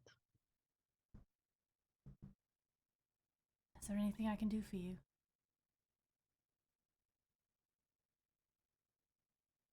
You know anything we don't already know about Mask? I don't know how Mask is going to be now. Diminished in power. I believe that you can beat him. I believe I believe that you will have to defeat. It's hard to say. I think that there will be more than one fight ahead of you. He can split himself, yes, but he can also transform himself into other things. Maybe something that you're scared of. I'm afraid he's going to attack you individually. Be prepared for that. All right. That makes sense. So, not only believe in the strength of your friends, but believe in the strength of yourself. Because you are powerful. Very powerful. More powerful druid than anyone I've ever known. You haven't met my grandma. No, that I'd love to. Do you think she'd be okay with me visiting? Maybe. It's really anybody's guess. Well, perhaps I'll bring a gift. It's a good idea. Well, you'll see them again soon. Thank you. Of course. I'm always there for you. She, taps your spear. I'll always be the light in your darkness. I know. All right. Sweet dreams. And you see her sort of fade away.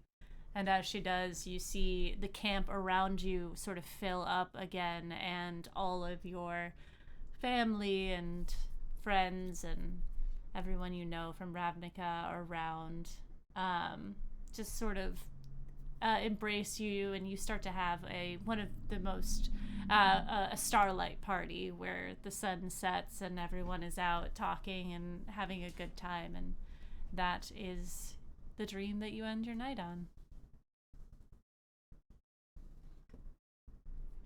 And you all wake up to a foggy morning in the in-between as the crew starts to work on the ship and starts to kind of gather to figure out what's going to happen next. You all gather for a breakfast created by Juru, and you see that there is there's this sort of bacon-like material. It's rectangular.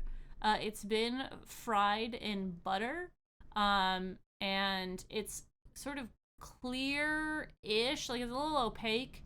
It's white. It has some seasoning on it, but it smells pretty good. And it's just you guys at the table. If there's anything you want to talk about, Arrow, if you would like to talk to your father, you can find him in his bunk.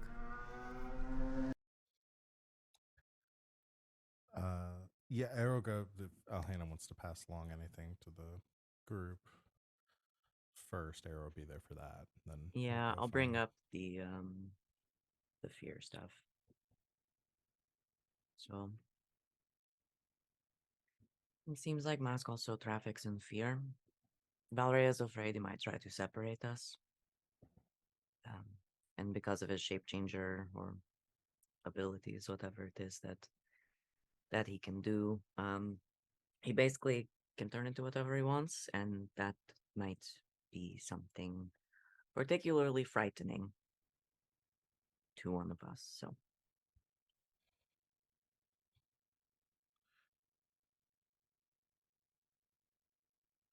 Trying to think of if I'm really afraid of anything in particular. I'm sure he could think of something. But just we should be wary of that. Try not to get separated. Anybody have a magical rope we can tie ourselves all together with? Not on hand. I wasn't being serious. I was just being silly. I know you can't really tell. You have a very dry sense of humor. It's hard to tell sometimes. Not my strong suit. Don't even have non-magical rope, I'm realizing. Because I took the priest's pack. Well, we're on a ship, so there's probably plenty of just like regular rope. But I have manacles.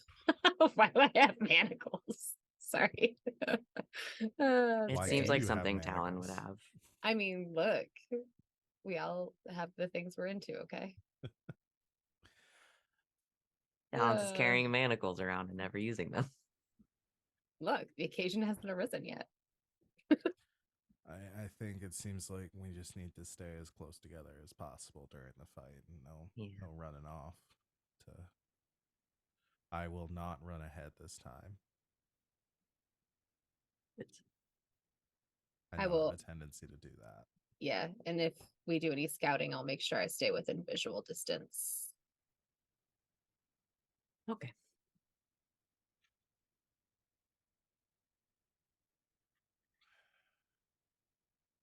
I'm gonna go. Anyone else nervous?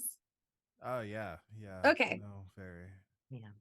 Just wanted to make sure I wasn't the only one with just like, Yeah, this whole thing is like, so I saw this play once that's like a group of kids are getting tormented by a clown that's like preys on their worst fears and hates the light and all that. Getting real like vibes of that from this dude.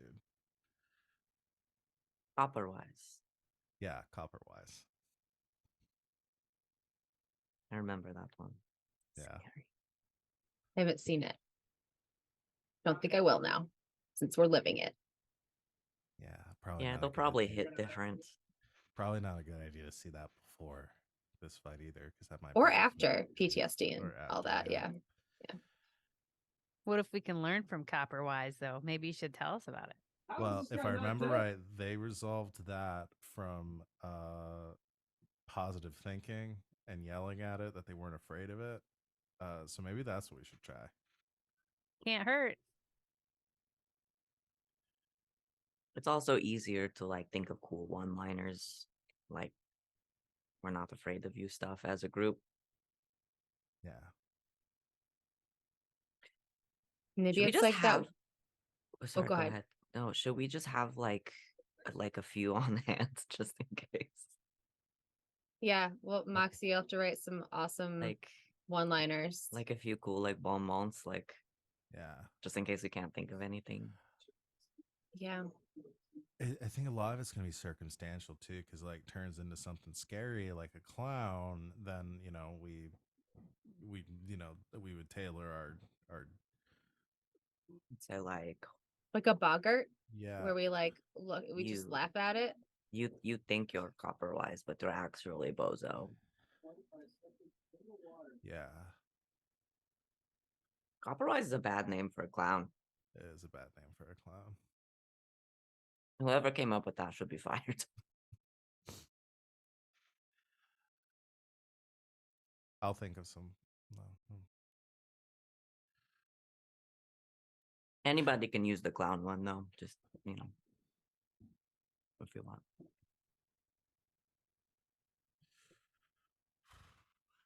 All right, I'm gonna go talk to my dad.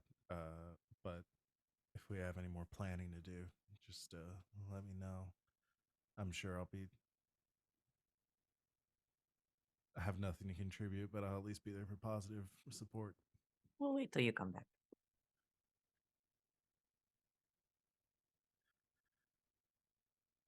All right. You head off to the bunks where you see your father is maneuvering some of his stuff around, folding up his clothing from the night before, and he kind of sits up. Hey, how's it going? Hey, it's going. Can we talk like privately for a second? Yeah, sit down. Harold will grab a stool or sit on a barrel or something.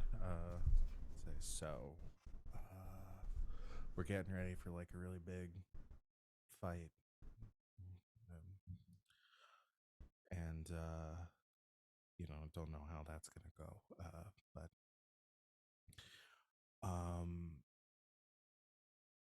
I don't know exactly how it happened, still trying to figure that part out, but I did talk with with Mom last night. She was busy. I also talked to her. A little bit. Really? I thought I'd give it a shot since we were between planes. How did that go? Well, it was awkward at first, you know. Have y'all Haven't- talked since like she left? Is that your first time? Yeah, no. Not really. No.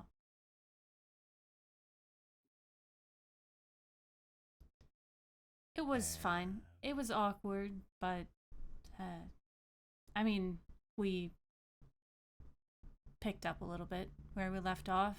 Jokes and stuff like that.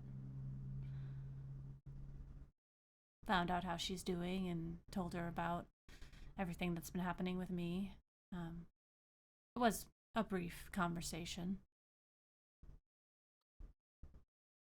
And like, are y'all gonna like keep talking? Or I don't know. He kind of just like, there's a little bit of blush on his cheeks and he kind of like looks to the side. It's not what is important right now, you know? all right. Do you, old man? So, what did you talk about? I, asked her about kind of just figuring out what our relationship is and what she expected of me and all that. Mm-hmm. I had some doubts and some questions that I needed answered from her, and she did. I was kind of expecting it to turn into a big, like, God thing, mysterious ways, like, oh, my will is unknowable, do as I say, all that sort of stuff. But no, it was really nice. Good. She apologized for not being there, which I didn't expect or even really ask for, but yeah, it was good. She did say that she may come to visit after this is all over. Really? He kind of like sits up and fixes his shirt a little bit. Yeah, so you might want to do a few extra crunches or something. Looks down tighten at it his up. body. Go for a It's fine. You've been eating a lot of burgers. Yes, never again though. I think I'm gonna go vegetarian for a little bit here. Yeah, haircut maybe. Really? You don't like it? It's just maybe just get it like tidied up a bit. All Yeah. that. Yeah, Assuming we don't all die tomorrow fighting a god, but you want to make a good impression. Of course. How are you feeling about everything? I'm still trying to figure that out. Yeah. But I'll be honest. When she came the first time to visit me and was all like, "You've been chosen, God," sort of stuff, I was like, like no big deal. Like I really wasn't that into it, and I kind of planned on jumping ship to something else later on. It didn't really seem like my thing, but I don't know. It feels more personal now, and yeah, I feel like I have something I need to do. Besides Purpose is always good. Yeah. So yeah, I think I'm gonna try to learn what I can from her. I figure I got stuck with you for 20 something years, so I figure I should give her some time. I think that'd be nice. I know that you didn't have a traditionally normal life, but I hope that it was okay enough.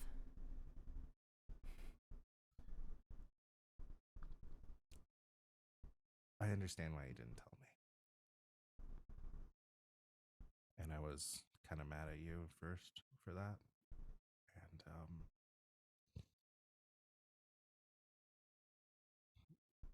It's okay. And you did a good job, Dad. Thanks. Boy, I didn't know how much I needed to hear that, actually. Don't expect me to say it again. But nope, that's just this grained into my memory. Can't be unsaid now. Wow. Okay. I guess I gotta get some push-ups in, huh? Yeah. I do have something else to ask though. You remember back when I was a kid and you wanted me to train with weapons and stuff and teach me how to fight, and then I, kind of told you to leave me alone and ignored most of it and all that. Mm-hmm. Yeah, I might need some help there. We're gonna go fight a god, and I should probably be like, I'm gonna try to punch a god. That's plan number one. But Okay. just in case that doesn't work out, I kind of get your help putting something together. Yeah, absolutely. I'd love to. And Sam like cracks his knuckles and he's like, well, what weapon are you thinking about? Well, I've got this. Like leads their dad over to a section. It's like, I went back to the arena afterwards and I pulled this out and rips it back. It has just like a big piece of the mandible from the centipede thing, and just says, this thing seemed pretty tough, so I was thinking about kind of turning and just like smacking with that. Ooh. Figured that might work. Okay. Well, how much time we got? I have no idea, so we should just go and start. Quick study session it is. All right. Get a good stretch first. And he starts like doing a little calisthenics as you stretch out and start to train with your pops about. You guys better come out on the deck. I want to see Arrow beat the shit out of their dad. Yeah, there's no way there's enough room to spar in that room. No, I That's guess true. we probably have to I come back. super want to watch Arrow Arrow's beat the got shit the out of their big piece dad. of the mandible, which functionally is a maul. Yeah. Just big old Monster Hunter style hammer. Hey yo, I didn't completely set out Pops, but he's a tough old man. He's got 111 hit points. Wow, he almost has as much as I do. He is a tavern brawler, so happy to help. Yeah, you guys spar for a bit. You learn as much as you can in this short period of time. The rest of you, as this is wrapping up, you get some water, and the rest of you go out on. Do you guys want to discuss anything before you start talking to the crew? Okay. No. The crew is gathered. The whole ship is on. Even Bartholomew is on the deck of the ship, in this sort of between plane space. You have the attention. Jenna turns it over to you guys and says they're going to let us know what's going on and what we're going to do. And we're going to follow what they say, okay? Everyone listen. She moves aside as the five of you stand on the deck of the ship.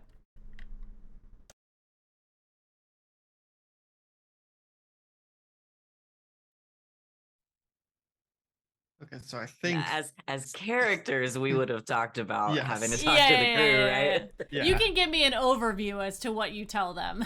Yeah, so I think at this point we want to try and draw out Mistress Champion first and see if maybe we can talk to them and get them to be like, hey, you stand guard, and if anyone who isn't us comes out of the demi plane, get them.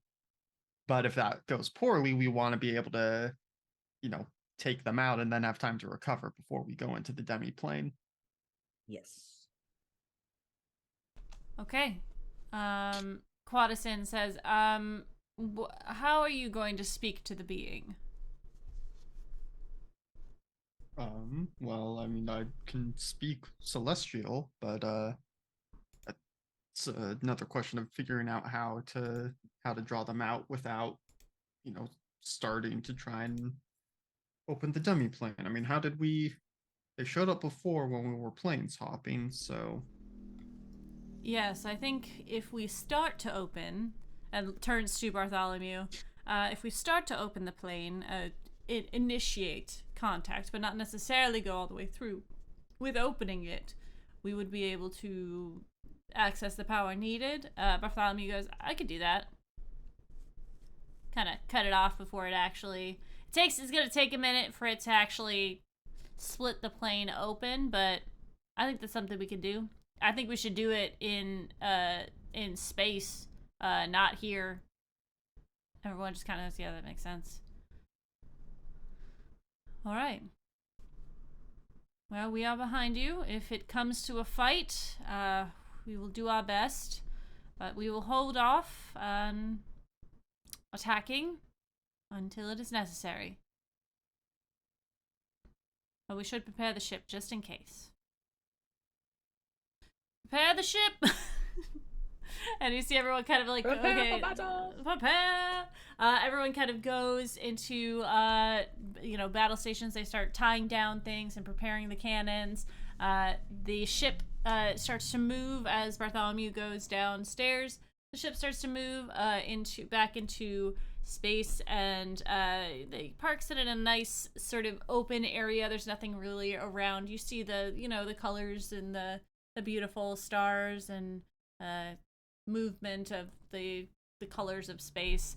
But you have found a good spot that is open to start this transition. Are you guys ready? As ready as we're gonna be, I think. Okay. Yeah, I don't know how much more we can prepare for this. You hear, you get a nod, give a nod, yell down to Bartholomew, and you feel the ship shudder as it initiates this spell, basically, that is being cast from the ship. You see a bright white light shoot straight out from the front of the ship, and it finds a purchase and a point in space. And as it does, you see this crackling of this white light as the sort of realm around you begins to rip open in ripples as this plane is sort of being accessed, and there is a opening that is starting to be formed. When this happens, you feel a tremble, and you hear a loud crack as behind the ship you see that portal open again as these bright golden lights of eyes come ripping through as this being once again starts to move into the space that you are. And as it does, you see it ripping through, and you get a better vision of this thing, and it is very large, but it does have a form. It seems to be a caped creature that is not on any of my stuff. Hold on. I did post it before, I think. But maybe I don't have it readily available. It looks to be a large set of black armor with gold lighting coming from it. The being is almost gargantuan in size. It is bigger than the centipede that you guys fought, and as it appears through, you see that it is a masked big sort of it looks like armor with a long cape, and it begins to sort of make its way through, and it's up to its torso, which this in size, the torso and the head are about the size of the ship. What would you guys like to do? I hope Bartholomew shuts off the thingy. So yes, it doesn't yeah, keep opening the portal. Yeah, for sure. I don't want to deal with both things at once. I also speak Celestial, but Talon's probably not the person who should be talking. She's not I think that this is charismatic. I feel like this is a Culcus thing. This has Culcus written all over it. Yeah. Roar, Talon will just be there to translate for people if she needs to. So everybody else knows what the conversation is.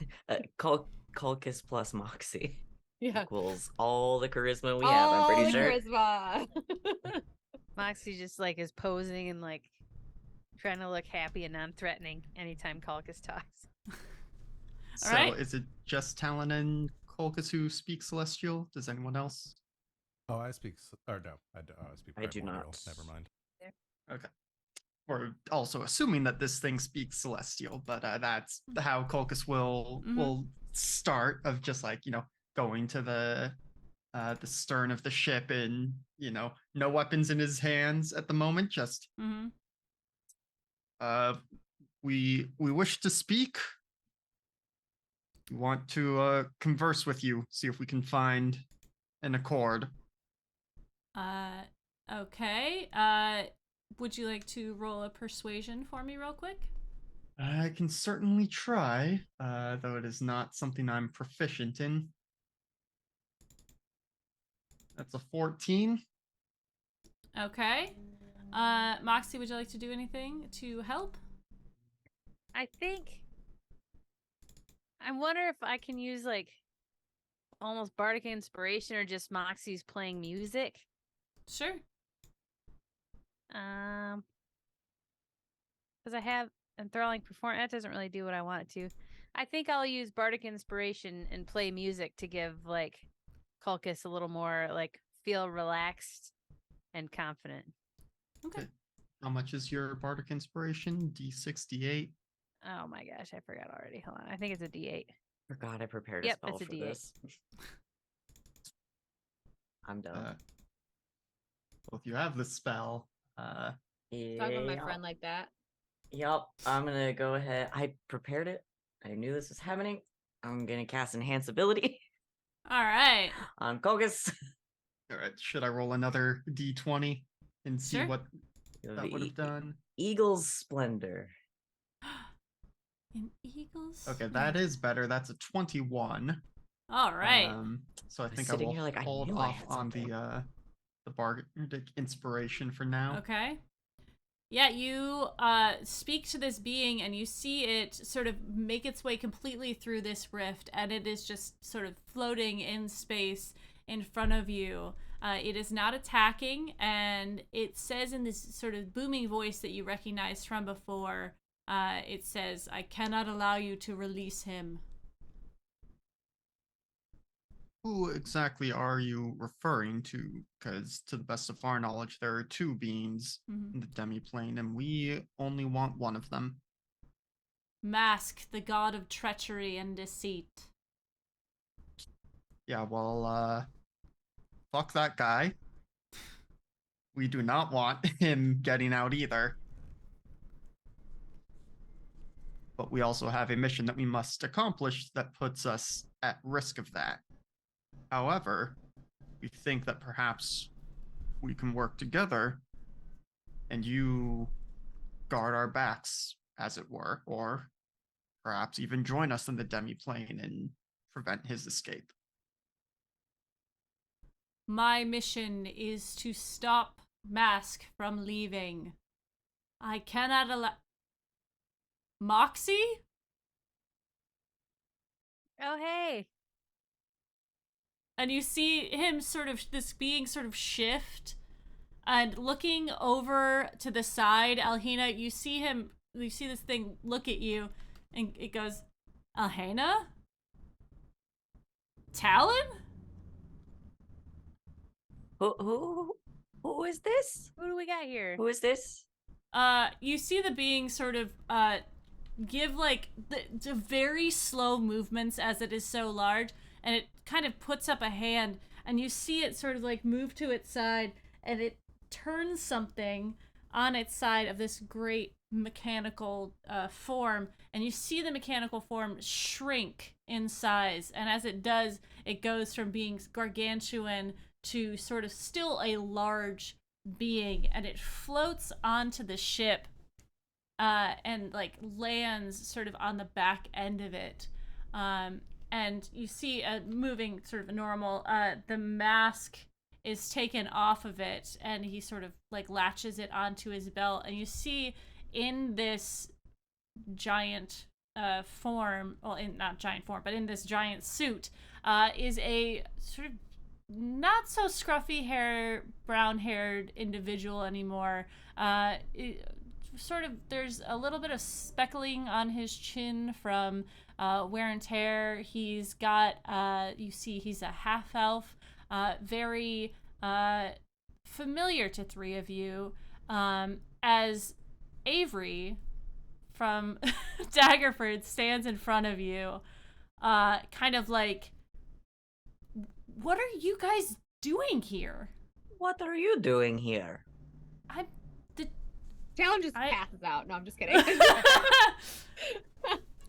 I'm a, Avery? yeah, I'm the champion of Mistra. She chose me like 2 months ago, or not 2 months ago, about like 7 months ago. That's awesome. Now you're a big suit of armor in space? Well, the suit can grow. I am just normal me. What are you guys doing here? We're also the champions of gods. I need a minute to process this. Give me 30 seconds. I'm sorry. Hold on a minute. Same hat.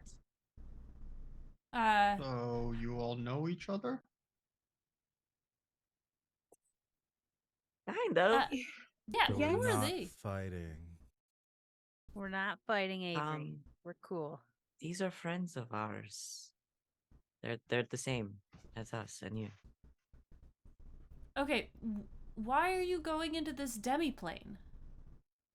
There's a friend of Valrea's is in there with Mask Okay. So you, from okay. a long time ago when they locked him away. We're trying Right, to get him okay. out.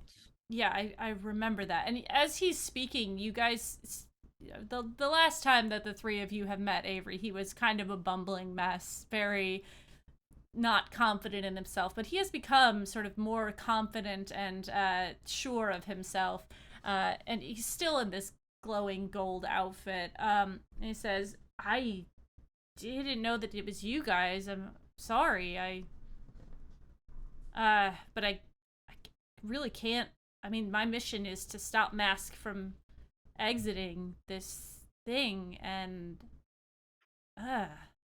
We This don't is want awkward. Max to exit. Yeah, we super don't either. okay. Can you Geez, help us? God, I was told to stop you guys. From letting Mask exit, right? Not from Yeah. going in, period. I don't think I should go in. No. Sorry. Like, not your mission was to stop Mask from leaving the demiplane, Yeah. not from it being opened, period. I'm looking for a legit. Talon's I looking for mean, loopholes. I'm looking for loopholes. Technically, you are correct. God, you guys are gonna go fight Mask? What? Actually, get out here and kill him.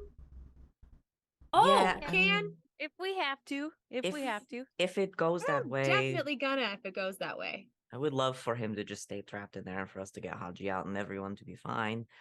But you know, we're on the ship in space flying towards a place where we can open the portal to go get a man back from a mean god. So anything kind of goes, I think, at this point. yeah, Yep. okay. Boy, I'm sorry. I've just been thrown. I'm sure you guys are in the same boat. I've thrown through Yeah, it. no, my I'm brain sorry. just exploded. I'm Your a- face was not the one I expected. I No. bet. I just, when she chose me, I was like, "Are you sure?" But it's been Sounds like what great. you would say. So far. It's But I'm sorry. I'm Avery, by the way, and like motions to Culcus and Arrow. Focus. An arrow. Avery and I Arrow. met at the library in Daggerford. Yeah. That was a long time ago, huh? It was a long time Feels ago. like years. It was like 2 weeks ago or something. Yeah. I mean, you guys look great. Like, geez. Okay. Boy. So do you. Thanks. He kind of like pushes his hair back. Okay, well, I don't feel like I can like. So, you guys have a plan, right? Going in there. Yes. Okay. You're gonna Go in, close the portal behind us. Yeah. Get Haji. Oh, Make sure Mask doesn't get out. Open portal, leave, close behind us. okay. Well, what if he tries to impersonate one of you on the way out? We've got We thought code that. phrases. Oh, okay. And how are you gonna tell them how to get out when you're ready to get out? Don't you have the necklaces that you can use to communicate? Just give someone on the crew one of them. No, Helena's brother has the other one. I kind of can- assumed we'd just say like, open it back up in an hour or something. Well, we need to make sure that things are completed. You're done and it's safe to open. That's really what I'm here for. Does one of you have message? From who? Not right now, but I could get it. Okay. You see him sort of like look around, and he grabs a There's a potato on the ship, and you see him grab the potato, and his hand sort of waves over it, and as it does, this golden magic comes from him, and he sort of like takes it and hands it to Talon, and he says, "Do you remember what you asked me to look up? Don't say anything, but do you remember? Yes. Tell me that through it, and I'll know it's you, and Okay. then we'll open it back up."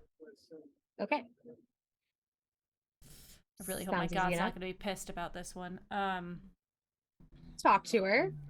She didn't explicitly say don't go. She You just said talk don't to let him her? out. It was yes, I did. She's scary, but really nice when you get to know her. Really. Yeah, definitely a little scary, but my god is the blood queen. So Tifa? yeah. So like, comparatively, not that like one god is scarier than the other, but like when you're used to talking to Uh-huh. the blood She queen, like it cries wasn't- blood every time. Yeah, she it talks just to wasn't her, that so- weird. So Goodness. it's been a weird few months. Yeah, I can imagine that. Jeez. Okay. What about the rest of you? Our Puts the golden gods? potato in Yeah. her bag. Oh, Asmodeus? Weird, but cool. Super cool. Lyra over here. Oh. I heard about your god and my god had a conversation a while ago. I heard about that. So I have gathered. I have not pressed my god for the details, but I I imagine that's quite the story. I wasn't there, but I was on the plane when it happened. Anyways, what about the rest of you? Oh, my mom is my god. Like, looks to the rest of you and like, are they just being sweet or like what? That's true. Okay. Her name's Shantae. Oh, okay. Yeah, yeah. Oh, cool. Can you are you a druid? No, Oh. I cook. Oh, okay. That makes sense. Cool. And what about you, Alhana? Belrea. Oh, dope. I hear she's pretty cool. Not on the same plane as mine, but She's great. I wish. Gosh, I thought this was gonna go differently. I didn't. Okay. I kind of like this outcome. Yeah, no, this went way better than we expected it to. To be honest, we were real geared up to kill you. Oh boy. Yeah, we've been talking about it for like a week. Mm-hmm. Yep. Well, I'm glad we didn't have to go through that fight. Cool. I was just gonna sap all the air out of this space and then call it a day. Wow, that's pretty fucked up, Avery. Well, it's the fastest way. We're in space. Like, damn. Sorry. Leans No over. blood feather to, for you. I don't know what that leans means. over to Alhana, just like, and you're really sure that the cute guy isn't gonna kill us, right? I'm pretty sure. All right. You want to talk to him? Huh? No. Okay. What? No. Are you sure? Yes, no. Yes, no. We got things to do. Maybe Do after. we? Well, if you guys are Really smart. gonna That's why we go shouldn't talk. into this don't have to talk. plane, I think I can do something for you, if that's okay. Just to give you a little something to Yes, please. Okay. And you see him take the mask and put it back on. And as he does, the gold around him starts to swirl as he starts to speak in a different, speak a spell. And as he does, he sort of walks onto the ship. And as he walks past, a sort of table begins to form with this gold lining to it. And as it sort of solidifies, you see before you a big feast of food. There's different kinds from like kind of catered to each of your likes. And he kind of finishes, puts his hands together, takes off his mask, puts it on his side, and goes, "A hero's feast for heroes." That is very generous of you. Thank you. So you cook too, huh? Yeah, kind of. You know, there's a lot of time between reading that I just have to sit around and just Maybe some weird. you and Arrow could swap recipes. Yeah. Yeah. Are you're not a druid, right? No. Okay. Well, I mean, I can show you what I made. Yeah. Sure. Mm-hmm. Dig in, everyone.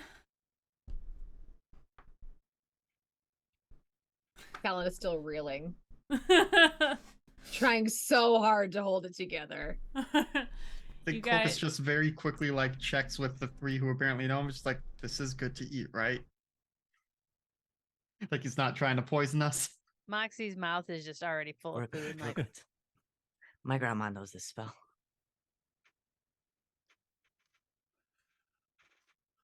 All right, you guys get a hero's feast. A creature that partakes in this feast gains several benefits. It is cured of all diseases and poisons, becomes immune to poison and being frightened, and makes all wisdom saving throws at advantage. Your hit point maximum is also increased by 2d10, and you gain that number of hit points. It lasts for 24 hours. Who's rolling the 2d10? Oh, I was gonna. You can. I will do it. I'll do it. Oh, Avery, don't fuck this up. Sorry. You guys spend some time chatting. This takes an hour to consume.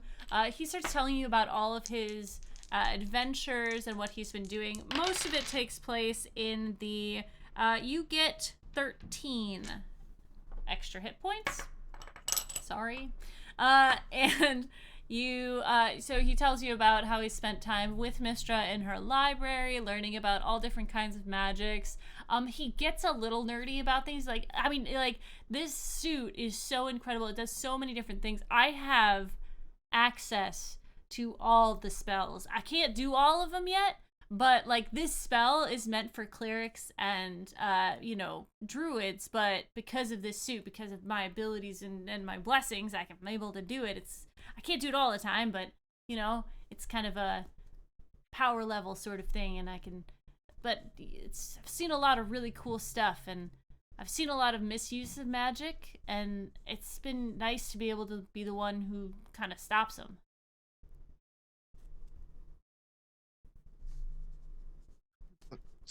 Certainly seems like a worthwhile endeavor. Plenty of Yeah. people out there who are abusing the powers they can do with magic. Yeah.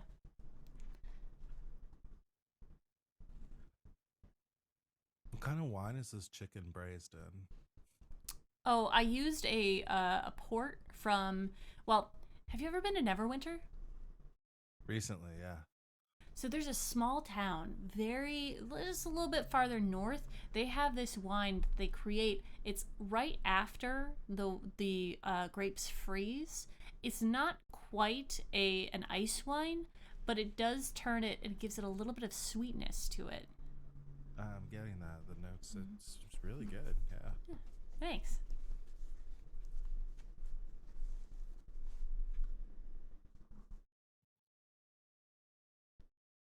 So Talon, you've found have you found any cool books? She's kind of like, she's just literally just like, it's been like 1,000-yard stare. Like she Yeah. cannot believe that this has happened. And she just kind of like comes back to herself and she hears like somebody say her name. She's, yeah, we met this traveling group of we thought they were mud people, but really they were just having like a party. And I met this. We like traded books. And she gave me this like really good like murder mystery. I'm finished with it. If you want to read it. Yeah, if you have it. Yeah, it's not like you can go to a library out here. No. Yeah. Here. Oh, thanks. I'll give it to him.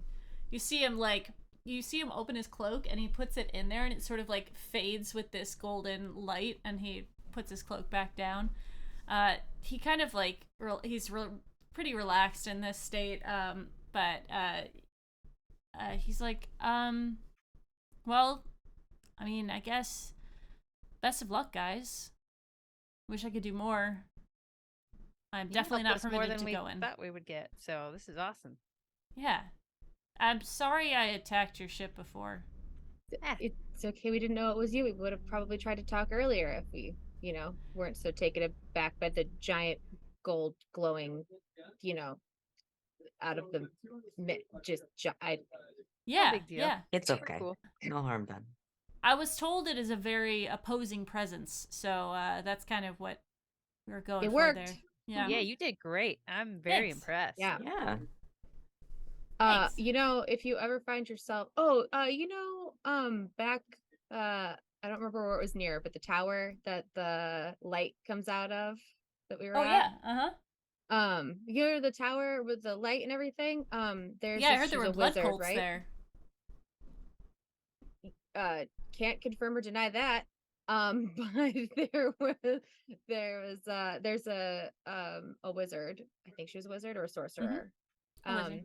And she has the most incredible library if you can make friends enough with her to let you use it.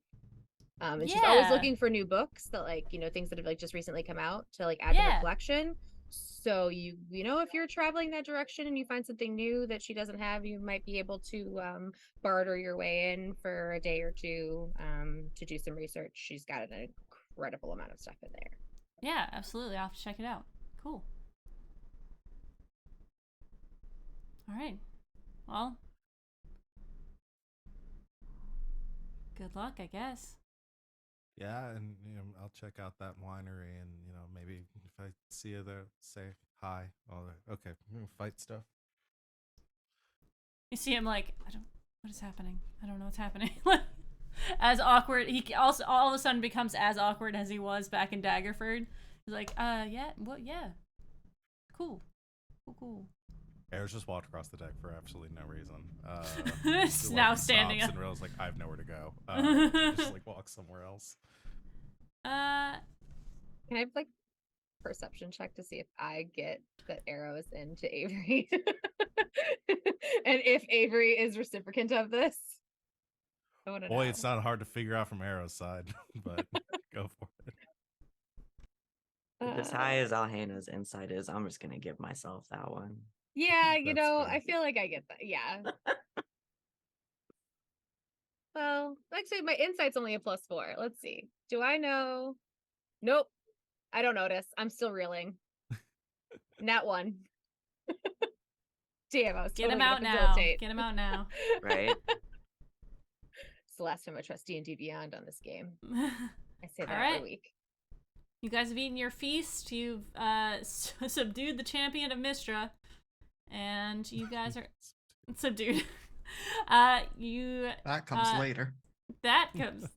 Stop.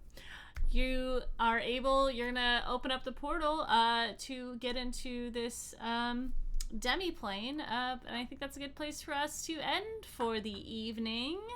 Good job, everyone. Got some good role-playing tonight. Thank you so much. It tastes so good. Let's go around and have everybody say where people can find you, what you do, starting, of course, as always, with the handsome Van. I'm Van. It's me. You can find me on the internet at Savvy Seaworth, and when I'm not here and hanging out in the Discord, I'm on twitch.tv/game nights, game with 2 G's and nights with a K, several times a week, including tomorrow for Dragon Age. Come hang out with us. I'm next. Hi. Val, Kraken's Crown. Find me around the internet.